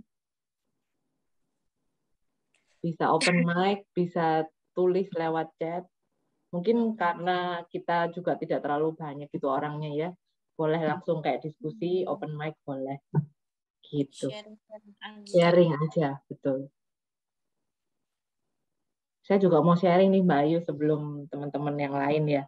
Tadi kan memang salah satu penyebabnya adalah ini ya, jadi saksi hidup kebetulan di tempat saya di Surabaya. Kebetulan saya sekarang gereja di sebelah sekolah anak saya itu kena bom yang kemarin itu ya, bom Santa Maria tak bercela, betul. Dan itu cukup, ya bukan cukup ya, itu sangat shocking karena kan itu peristiwa yang bukan bencana alam ya, tapi seperti kecelakaan gitu ya, bencana yang memang di-create seseorang gitu. Dan itu banyak sekali kasus-kasus seperti ini gitu. Tidak hanya yang betul-betul mengalami di tempatnya itu, tapi orang-orang di rumah itu kan gerejanya di perumahan sebetulnya ya. Jadi banyak sekali rumah-rumah di sekitar situ yang juga rumah tinggal gitu. Jadi waktu itu banyak sekali tetangga-tetangga di sekitar sekolah anak saya, juga di sekitar gereja yang ya syok juga, meskipun mereka di saat itu terjadi mereka di dalam rumah, jadi nggak melihat sendiri. Tapi setelah itu kan prosesnya polisi datang semua di polis line gitu ya, dan proses untuk penyelidikannya kan beberapa hari. Nah itu ternyata juga bisa membuat mereka PTSD. Waktu itu saya juga heran loh, padahal peristiwanya udah selesai ya, tapi efek untuk tetangga yang bahkan tidak melihat itu sepowerful itu gitu. Jadi saksi hidup itu bukan hanya melihat lewat mata saja gitu ya, bukan betul-betul hadir, tapi orang yang melihat proses afternya juga bisa terkena dampaknya gitu ya Mbak Ayu. Iya betul, ingatan jadinya ya, teringat-ingat. Karena prosesnya juga berdampak ke orang-orang di sekitarnya itu juga gitu ya, melihat jenazahnya, kemudian mencium baunya juga gitu kan. Nah, itu yang betul-betul shocking kelihatannya. Ini ada lagi respon dari Mbak Ajeng. Aku lupa bilang satu lagi, satu-satunya sepupu aku yang sebaya, yang juga teman kecil aku meninggal kena tsunami Aceh. Jadi pas tsunami Anyer, aku jadi ketakutan parah. Oke, jadi katanya memang ada peristiwa yang mendahului itu ya, Mbak Ayu. Tadi juga ada dijelasin ya, tadi bahwa ketika kita mengalami peristiwa yang sama, pasti rasanya akan berapa kali lebih lipat gitu. Betul. Jadi wajar kalau misalnya ngerasa malam itu panik Dan Karena ya ternyata karena ada. Anyar bukan tempat seperti kita kan baru dengar Anyar tsunami itu kemarin ya, jadi sempat kaget juga sampai saat itu. Emang Anyar ada apanya ya? Jadi kayak gitu waktu itu. Anyar ini tempatnya yang kena tsunami atau imbasnya atau apa gitu, karena saya sendiri itu nggak familiar dengan Anyar itu ada pantai atau laut yang besar. Saya pikir kayak pantai-pantai buat foto biasa gitu. Jadi karena mungkin itu juga yang mengakibatkan orang-orang punya pikiran ya kita tidur aja gitu, seberapa sih Anyar nih, mungkin gitu ya. Itu yang kita nggak dapat jawabannya gitu. Dan ternyata ada peristiwa sebelumnya tidak menyenangkan, makanya malam itu rasanya panik ya Kak Ayu gitu. Jadi wajar sekali. Oke, ini ada yang mau open mic. Boleh nanya Kak Ayu dan Kak Nika, mau nanya, kalau tadi kan dibilang PTSD itu ada juga yang trigger, maksudnya gimana ya? Misalnya ke trigger. Oh, ke trigger. Bukan menyebabkan PTSD, tapi triggernya ini tuh pemicu aja. Kan trigger itu kan pemicu. Jadi misalnya kayak tadi, kayak yang contohnya Ajeng ini aja ya, Kak Ajeng tadi cerita, aku tuh panik banget malam itu, tapi setelah ditelusuri kan pernah mengalami kejadian itu ya. Nah, kadang-kala tuh orang tuh bisa lupa gitu, Kak Citra, apa sih yang terjadi di hidup kita, saking setiap harinya kita melalui banyak hal, kita tuh lupa ya. Jadi kayak tadi itu mungkin ceritanya, ini setelah dianalogi lagi, diingat-ingat lagi, ternyata peristiwa yang sekarang, yang kemarin itu adalah triggernya. Trigger itu adalah pemicunya, jadi dia mengingat masa lalu yang membuat dia sedih, yaitu kehilangan sepupunya. Jadi trigger itu adalah peristiwa yang menyenggol lah gitu. Pemicunya aja sebenarnya kita sudah punya akarnya nih, sudah pernah punya core problemnya sebelumnya gitu.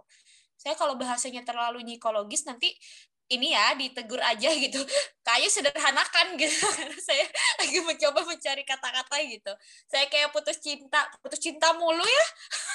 Apa dong pembahasannya? Saya kayak putus cinta, pernah diselingkuhin, jadinya waktu dulunya pernah diselingkuhin lagi nih, waktu pacar ini nggak ngubungin, itu tuh adalah triggernya aja gitu. Tapi kita bisa mengingat rasa sakitnya dari peristiwa diselingkuhin ini nih hanya karena si pacar nggak balas chat gitu. Itu tuh trigger. Jadi pemicunya aja kayak pemercik apinya aja jadi meledak gitu. Coba kalau dari kita pemahamannya gimana nih dari pembahasan saya nih? Jadi mungkin kayak gini, mungkin hanya sharing aja ya, Kak Ayu dan Kak Nika. Mungkin kayak saya gitu. Ayah saya udah almarhum 3 tahun. Tapi saya kalau ke rumah sakit gitu atau nemenin mama tuh masih ke trigger dengan alat-alat yang dipakai oleh ayah saya. Jadi masih dia pakai segala macem. Itu tuh 3 tahun sampai sekarang saya masih ingat gitu. Bahkan kalau saya lihat fotonya lagi, saya suka apa ya, masih suka sedih dan masih belum bisa mau lihat fotonya lagi gitu dengan alat-alat itu gitu. Memang begitu ya. Nah, gak semua orang yang mengalami hal-hal kehilangan, hal yang menyedihkan itu pasti PTSD ya. Seperti Kak Citra tadi cerita tentang itu adalah hal yang wajar. Ketika kehilangan ya kita nggak bisa langsung menerima ya orangnya nih nggak ada, nggak bisa dipegang, nggak bisa dilihat lagi gitu. Jadi wajar kalau even nanti sampai 5 tahun, 6 tahun belum siap untuk melihat, nggak apa-apa. Healingnya orang itu tidak ada batasannya. Mau sampai kapan dia bisa ikhlas itu tuh gak bisa dipaksa gitu ya.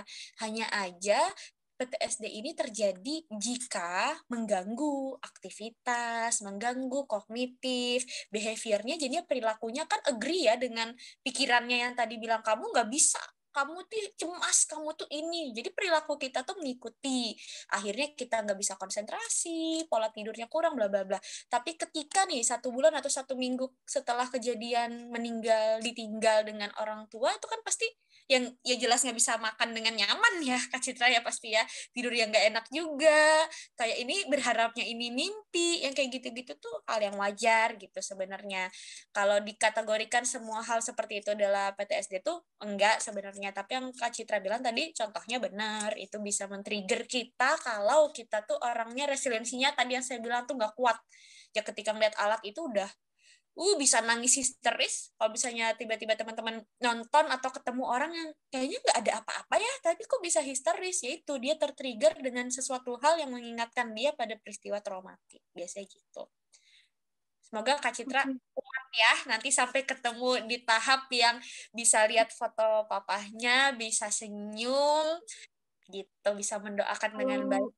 Kalau lihat foto sih udah bisa nerima dari awal. Cuman kalau ngelihat pas di rumah sakit ruang tindakan itu aku yang menemani, jadi masih ngerasa udah 3 tahun ini ya masih aja gitu, masih ngerasa nggak bisa belum bisa buat ngelihat foto-fotonya gitu. Tapi kalau nerima ya sudah nerima. Sip. Okay. Iya, soalnya terima kasih Kak Ayu, nggak bisa melakukan apa-apa juga ya kecuali dokter kalau yang kayak gitu kan. Jadi kalau kita bisa tuh aku akan bantu gitu kan, pasti nggak apa-apa, itu hal yang wajar. Syukurnya kan Kak Citra tidak bekerja di rumah sakit yang setiap saat harus ketemu alat itu ya. Jadi semoga nanti suatu saat kalau harus ke rumah sakit nih, memang udah nggak bisa ini lagi, harus ke rumah sakit, pelan-pelan udah bisa terima bahwa itu hanya alat gitu. Kalau sekarang kan nggak bisa ya, langsung itu alat, itu nggak bisa, ini kan belum bisa sekarang. Tapi semoga nanti jauh lebih kuat dan bisa healing sendirinya ya nanti Kak Citra ya. Terima kasih. Terima kasih. Oke, terima kasih Mbak Citra sudah mau sharing. Semoga dengan sharing ini juga menguatkan gitu ya Mbak Citra. Oke, baik. Ini ada pertanyaan lagi dari Mbak Anissa Meliana.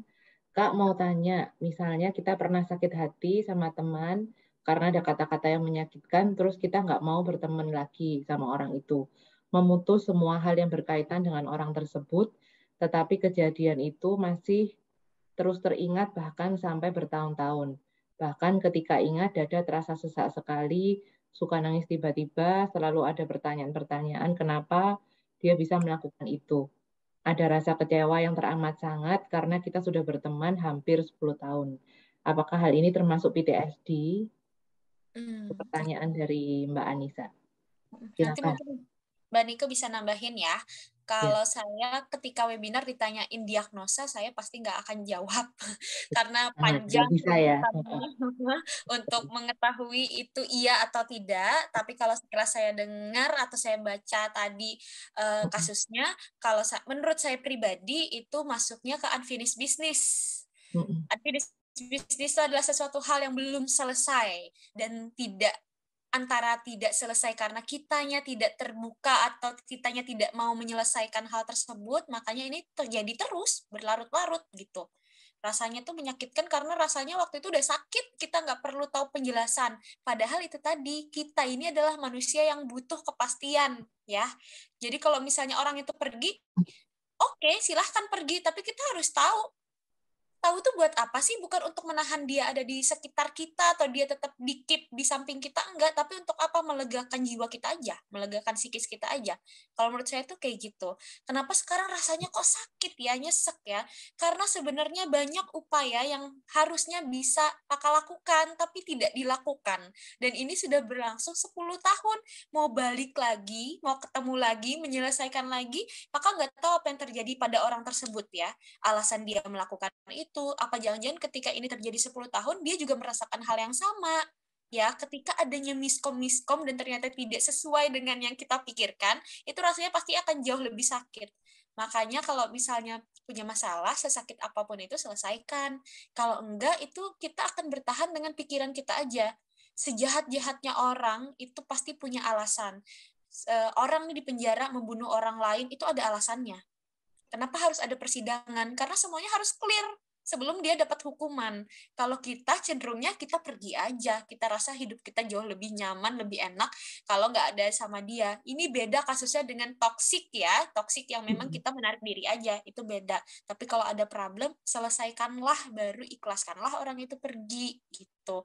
Kalau menurut saya dari baca itu tadi, menurut saya itu masuknya ke unfinished business, makanya rasanya nyesek gitu ya. Ini berlaku untuk teman, atau pasangan, atau keluarga, karena orang lain tuh juga termasuk keluarga. Ada kalanya ya kita tuh pasti pernah bermasalah dengan orang-orang tersebut gitu. Kalau menurut saya sih, kalau ditanya diagnosa, saya mungkin butuh penjelasan yang lebih, cerita yang lebih. Tapi kalau sekilas saya baca mungkin unfinished business lebih masuk. Kalau Manika mungkin ada yang mau ditambahkan? Ya, kalau saya sih sepakat sama Mbak Ayu juga gitu ya, bahwa ini sih bukan PTSD memang, lebih mengarah ke persoalan yang memang belum diselesaikan gitu ya, ada sesuatu yang mengganjal gitu. Makanya dadanya kan terasa sesak ya. Jadi itu tuh seperti dorongan dalam hati kita yang sebetulnya ada urusan yang ya ini ayo diselesaikan gitu ya, dorongan dari dalam diri untuk seperti itu. Tapi mungkin karena memang itu menyakitkan sekali, jadi kita juga mau maju, itu juga rasa terlukanya itu tadi belum diselesaikan juga mungkin ya. Jadi luka itulah yang menghalangi Mbak Anissa untuk move on gitu dan berdamai dengan temannya ini tadi, atau at least menanyakan sebetulnya kenapa sih kok ini terjadi gitu ya. Kan tadi ada pertanyaan yang seperti itu juga yang mengganjal gitu. Jadi kalau untuk diagnosis PTSD memang proses asesmennya butuh waktu juga ya Mbak Ayu kelihatannya ya. Jadi kayak butuh beberapa kali ketemu, mungkin juga perlu lebih mendalam lagi gitu. Tapi kalau lihat dari sekilas sih memang bukan gitu. Mbak Anissa, semoga cukup menjawab ya Mbak Anissa. Nanti Mirip ya? silakan merespon ya. Mirip, Cukup menjawab makanya tadi kayaknya setiap gangguan, setiap problem tuh mirip problemnya gitu ya. Betul. Makanya untuk mendiagnosis perlu proses ya, biasanya nggak bisa dari sekali pertemuan aja memang. Perlu beberapa kali. Oke, Mbak Anissa sudah menyatakan terima kasih penjelasannya. Oke, Mbak Anissa, sama-sama. Teman-teman yang lain mungkin ada yang mau berbagi atau mungkin juga mau sharing, boleh. Kanike, Kak Ayu izin sharing ya. Oh iya, silakan Mbak Risma. Oke, terima kasih sudah dijelaskan terkait PTSD ini, Kak Ayu ya. Nah, mudah-mudahan terdengar suaranya. Saya mengalami kejadian pelecehan seksual tuh bukan baru pertama kali sebenarnya ya di dalam hidup saya, karena ketika kecil itu juga terjadi dan saya nggak tahu itu apa gitu ya terjadi, kenapa itu terjadi ataupun kok bisa ada orang dewasa yang memang orang terdekat melakukan hal itu kepada saudaranya sendiri gitu ya.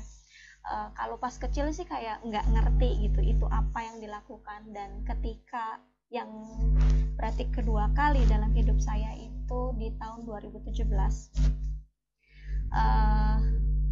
saya hampir seminggu nggak bisa tidur, jadi hanya bisa 1 jam saja ya setelah kejadian pelecehan seksual, karena itu bukan hanya verbal tapi tindakan gitu ya. Kalau yang pas kecil itu tindakan gitu, tidak ada verbal, tapi ini 2 kali, jadi ya istilahnya udah pernah sekali, kedua kalinya ada verbal, ada tindakan juga gitu ya.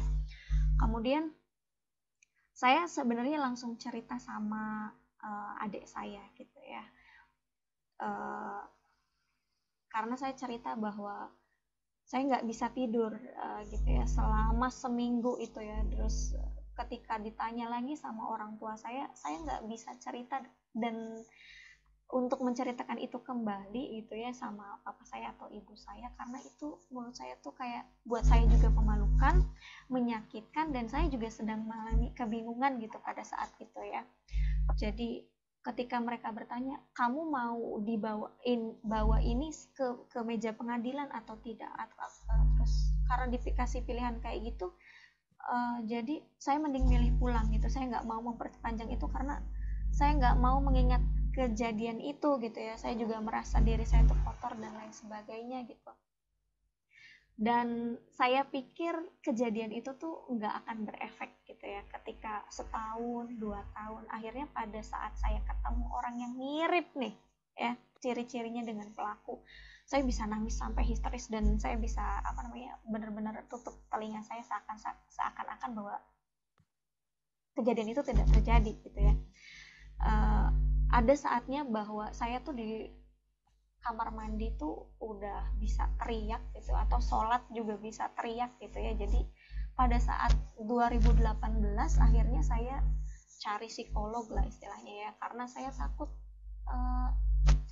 kejadian ini tuh bukan hanya merenggut kewarasan saya, tapi kemampuan saya sebagai manusia gitu. Karena kondisi di 2018 itu saya memang bisa beraktivitas bekerja seperti biasa, tapi saya merasa kosong gitu ya. Terus kemudian ketika saya nggak bisa diajak ngobrol walaupun sederhana gitu ya, terus banyak ingatan saya yang aduh rasanya nggak fokus gitu.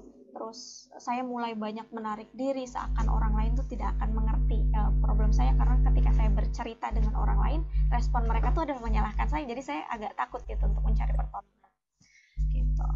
Kemudian yang paling bikin saya mulai aware untuk mencari pertolongan adalah karena saya nggak bisa disentuh oleh anak kecil walaupun laki-laki gitu ya. Dan kalau sekarang ditanya 2 tahun yang lalu dengan sekarang apa ada yang berbeda atau tidak, ada gitu. Jadi saya mulai bisa nih berdiskusi dengan secara layaknya manusia gitu ya. Kemudian saya bisa bekerja dan istilahnya menikmati momen yang ada gitu ya, yang kecil-kecil itu. Cuman memang saya ketika join di LYS pun gitu, saya bilang bahwa saya takut saya kurang bisa berfungsi dengan baik, jadi saya butuh support system, dan saya mulai terbuka dengan teman saya juga yang dulu gitu, dan mereka ketika tahu ini terjadi lumayan menguatkan gitu ya. Jadi saya terus berusaha gitu, tapi saya juga ada sisi denial yang tadi Kak Ayu ceritakan gitu. Saya masih bisa berfungsi dengan baik, kenapa saya harus mencari pertolongan orang lain? Dan ketika tahun ini saya mulai kayaknya saatnya ini saya untuk mencari pertolongan gitu ya, makanya saya butuh konseling lagi gitu untuk menyelesaikan at least semuanya gitu. Karena saya tuh kalau misalkan ada orang di belakang saya tuh masih nggak bisa gitu. Kalau ada orang yang ngantri di belakang saya juga pasti akan kayak gini tuh, jadi deg-degannya tuh lebih parah gitu ya. Dan akhir-akhir ini mimpi kejadian yang tentang pelecehan seksual itu walaupun orangnya beda gitu, tapi ketika orang menyentuh badan saya tanpa seizin saya pasti akan teringat gitu loh. Ketika di mimpi itu akan ini udah beberapa minggu ini sering gitu ya, saya seakan nangis gitu, terus kadang teriak dan bilang tidak gitu, seakan-akan itu cara saya untuk menolak kejadian itu gitu. Dan kalau siang hari sih saya completely normal gitu istilahnya kayak gitu, tapi mimpi ya nggak bisa bohong gitu. Itu sih Kak.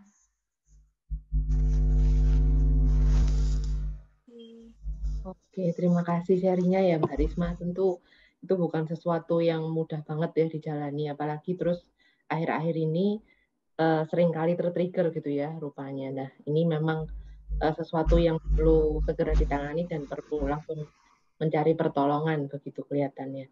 Mbak Ayu, monggo silakan ditanggapin dulu.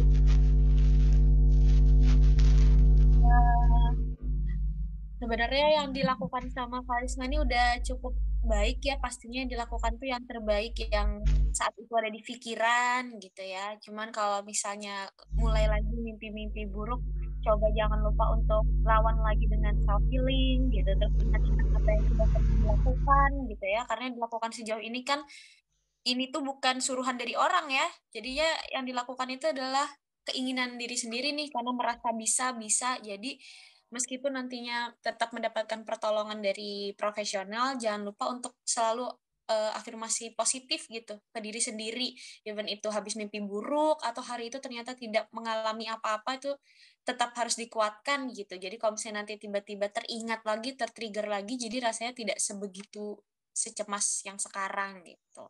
Semoga bisa melalui ini dengan baik sampai di titik yang terbaik ya Karisma ya. Terima kasih sudah berjuang, bertahan sejauh ini. Pasti nggak mudah. Makasih udah mau sharing loh. Ya ampun, aku ikut webinar ini sampai pengen nangis lagi karena apa ya Kak, buat aku juga mau berterima kasih karena aku pengen hidup gitu loh Kak. Aku nggak mau masalah ini jadi membuat aku lupa bahwa aku adalah orang yang berharga gitu ya. Waktu teman saya nanya, kapan kamu mau memaafkan diri kamu sendiri, tuh aku nangis juga gitu tuh. Dan aku berterima kasih pada teman-teman aku yang bantu, termasuk professional help gitu, karena rasanya ketika menceritakan hal ini tuh ataupun mengingat juga kan buat saya tuh kayak sesuatu yang tidak mudah gitu. Makanya saya mau hidup gitu Kak, tolong mungkin bantu saya gitu untuk memiliki semangat hidup itu gitu. Jadi kadang ada bulan-bulan tertentu ya, terutama di bulan Juli 2 tahun ini tuh saya tuh merasa saya udah bisa punya semangat hidup, tapi ada di bulan Juli momennya itu kadang tiba-tiba saya tuh pengen mati gitu.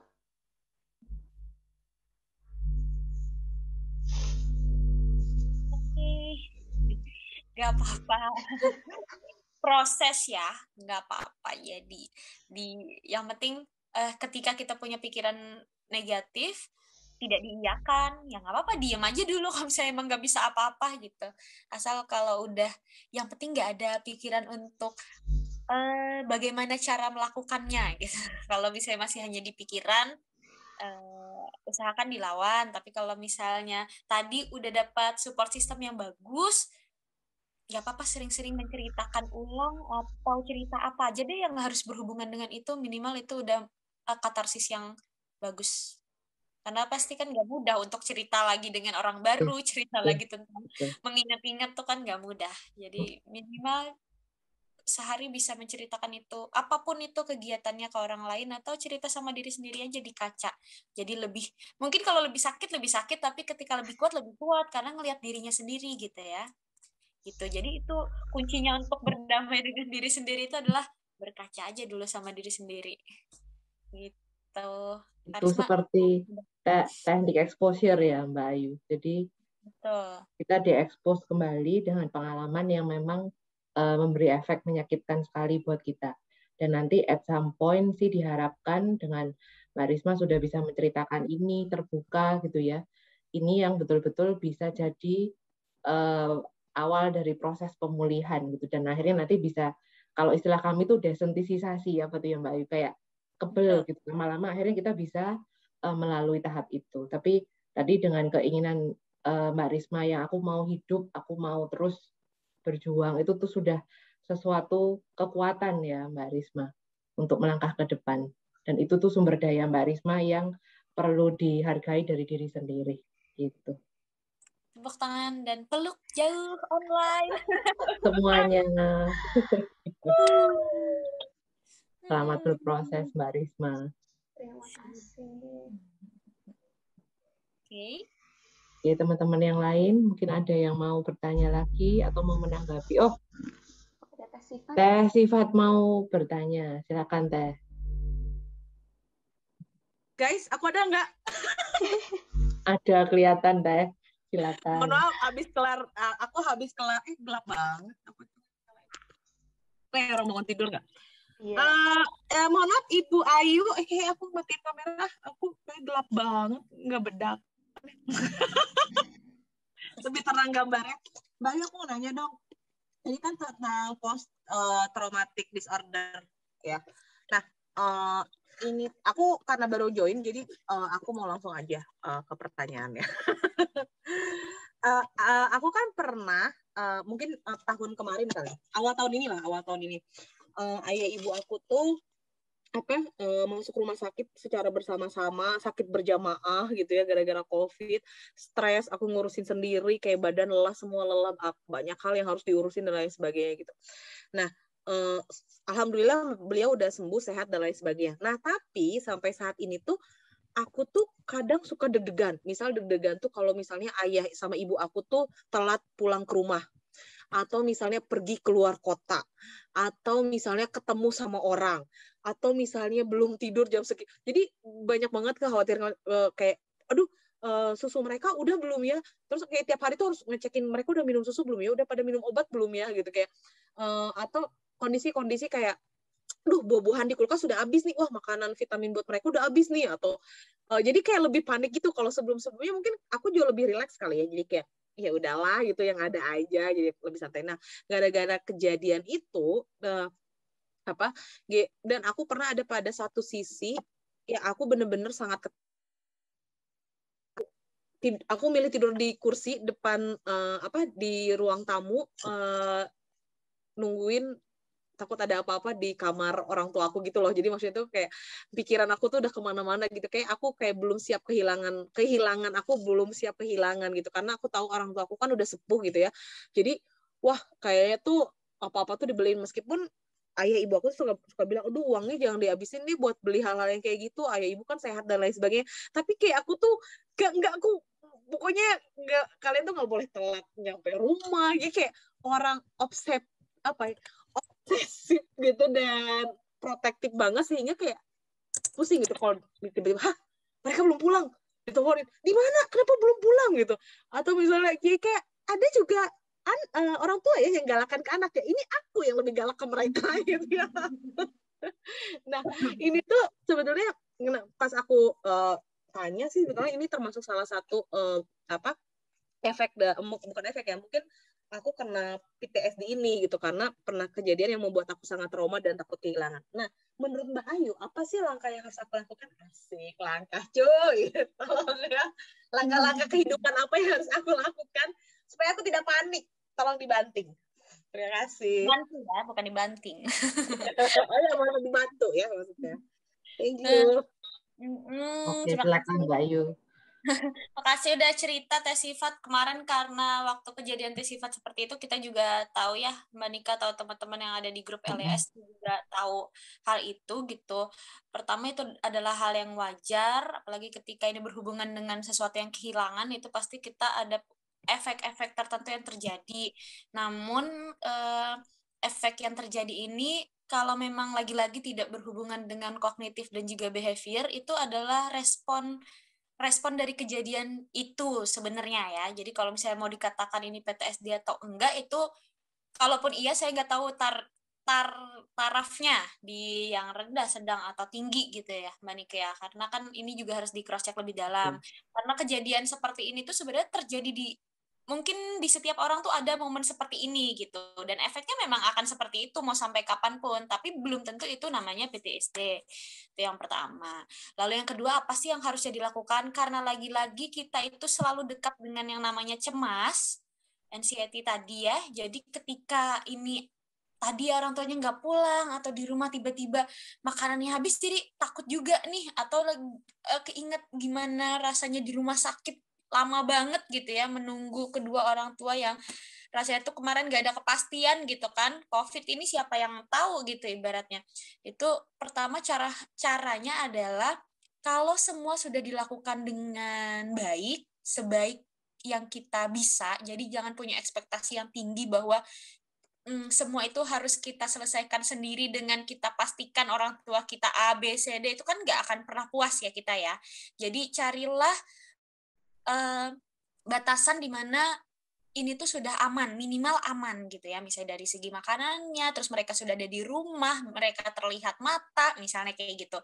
Itu dulu, lalu cobalah lawan pemikiran yang tadi, yang cemas itu. Karena pemikiran cemas ini kenapa selalu berulang, kan karena kita mengiyakan kan, ya. Jadi ya kalau misalnya tadi aku takut nih kayak gitu lagi, ya ketakutan itulah yang sebenarnya harusnya dilawan gitu. Ini orang tuanya ada, kemarin takut ini kan sama sebenarnya ya, sama yang hari ini. Toh kita ketemu lagi sama hari ini dengan orang tua yang sebenarnya masih ada, lengkap, kelihatan mata, ada di rumah gitu.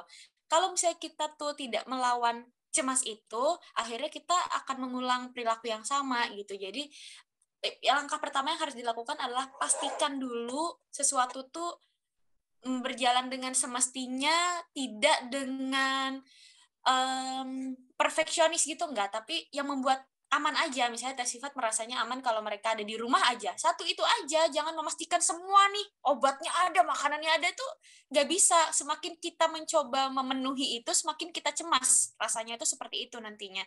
Jadi carilah tujuan terdekat aja yang bikin senang tuh apa sih, ya mereka ada di rumah, mereka di kamar gitu, itu satu aja, poin satu ini kita dapatkan dulu.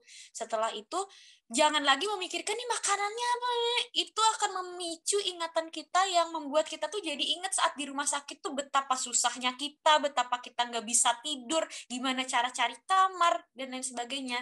Jadi ketakutan ini dilawan dengan cara carilah satu hal yang membuat Teh Sifat lebih aman, safety, satu aja, misalnya dia mau ada di rumah kah orang tua itu atau apa, lalu dilawan, jangan mengiyakan dengan aku harusnya bisa nih memenuhi ini, nah itu enggak, itu bukan tanggung jawab tes sifat sepenuhnya gitu, karena mereka juga ikut andil atas hidupnya, atas dirinya, jadi pasti tahu kalau memang butuh obat dan tidak ada pasti bisa ngomong dan sebagainya. Nah itu yang harus disadari dulu sebenarnya. Itu dulu yang bisa disampaikan karena rasanya ini mudah tapi sulit banget kalau ada di situasi itu ya.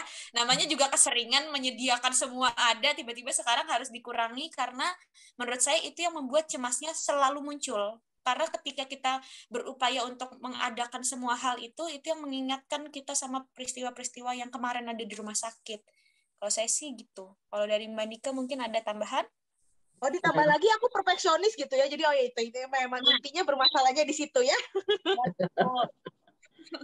Semua maunya sendiri biar lebih frak.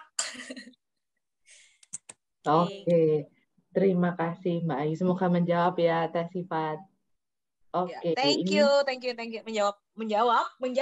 Aku akan melis kembali ya. Ya asli aku tuh kayak tanggal 1 nih mereka harus ke dokter ini, kayak semua list dokter tuh mereka harus ngecek kayak ke fisioterapi, mereka harus cek ini, mereka tuh kayak kamu tuh kenapa sih kayak udah panik duluan aja. Asli dari itu kayak udah sekarang aja udah November gitu. Kemarin kejadiannya Januari, kan kayaknya udah hampir 10 bulan tuh itu terus berulang, dan menurutku ini kayaknya something problem deh, aku bilang kayak gitu. Thank you ya. Ya, sama tes sifat. Oke, teman-teman, ini waktu jualah yang memisahkan kita gitu ya.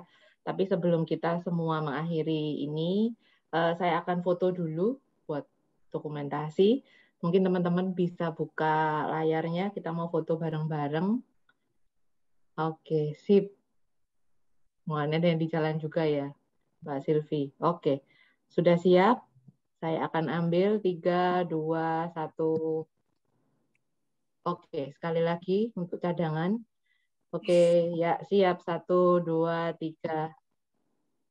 Oke, aman. Terima kasih semua sudah hadir malam ini di malam minggu gitu ya. Thank you banget. Nantikan webinar-webinar berikutnya masih ada di minggu depan gitu ya. Kelihatannya masih ada webinar lagi. Oke, thank you. Terima kasih banyak Mbak Ayu sudah berbagi.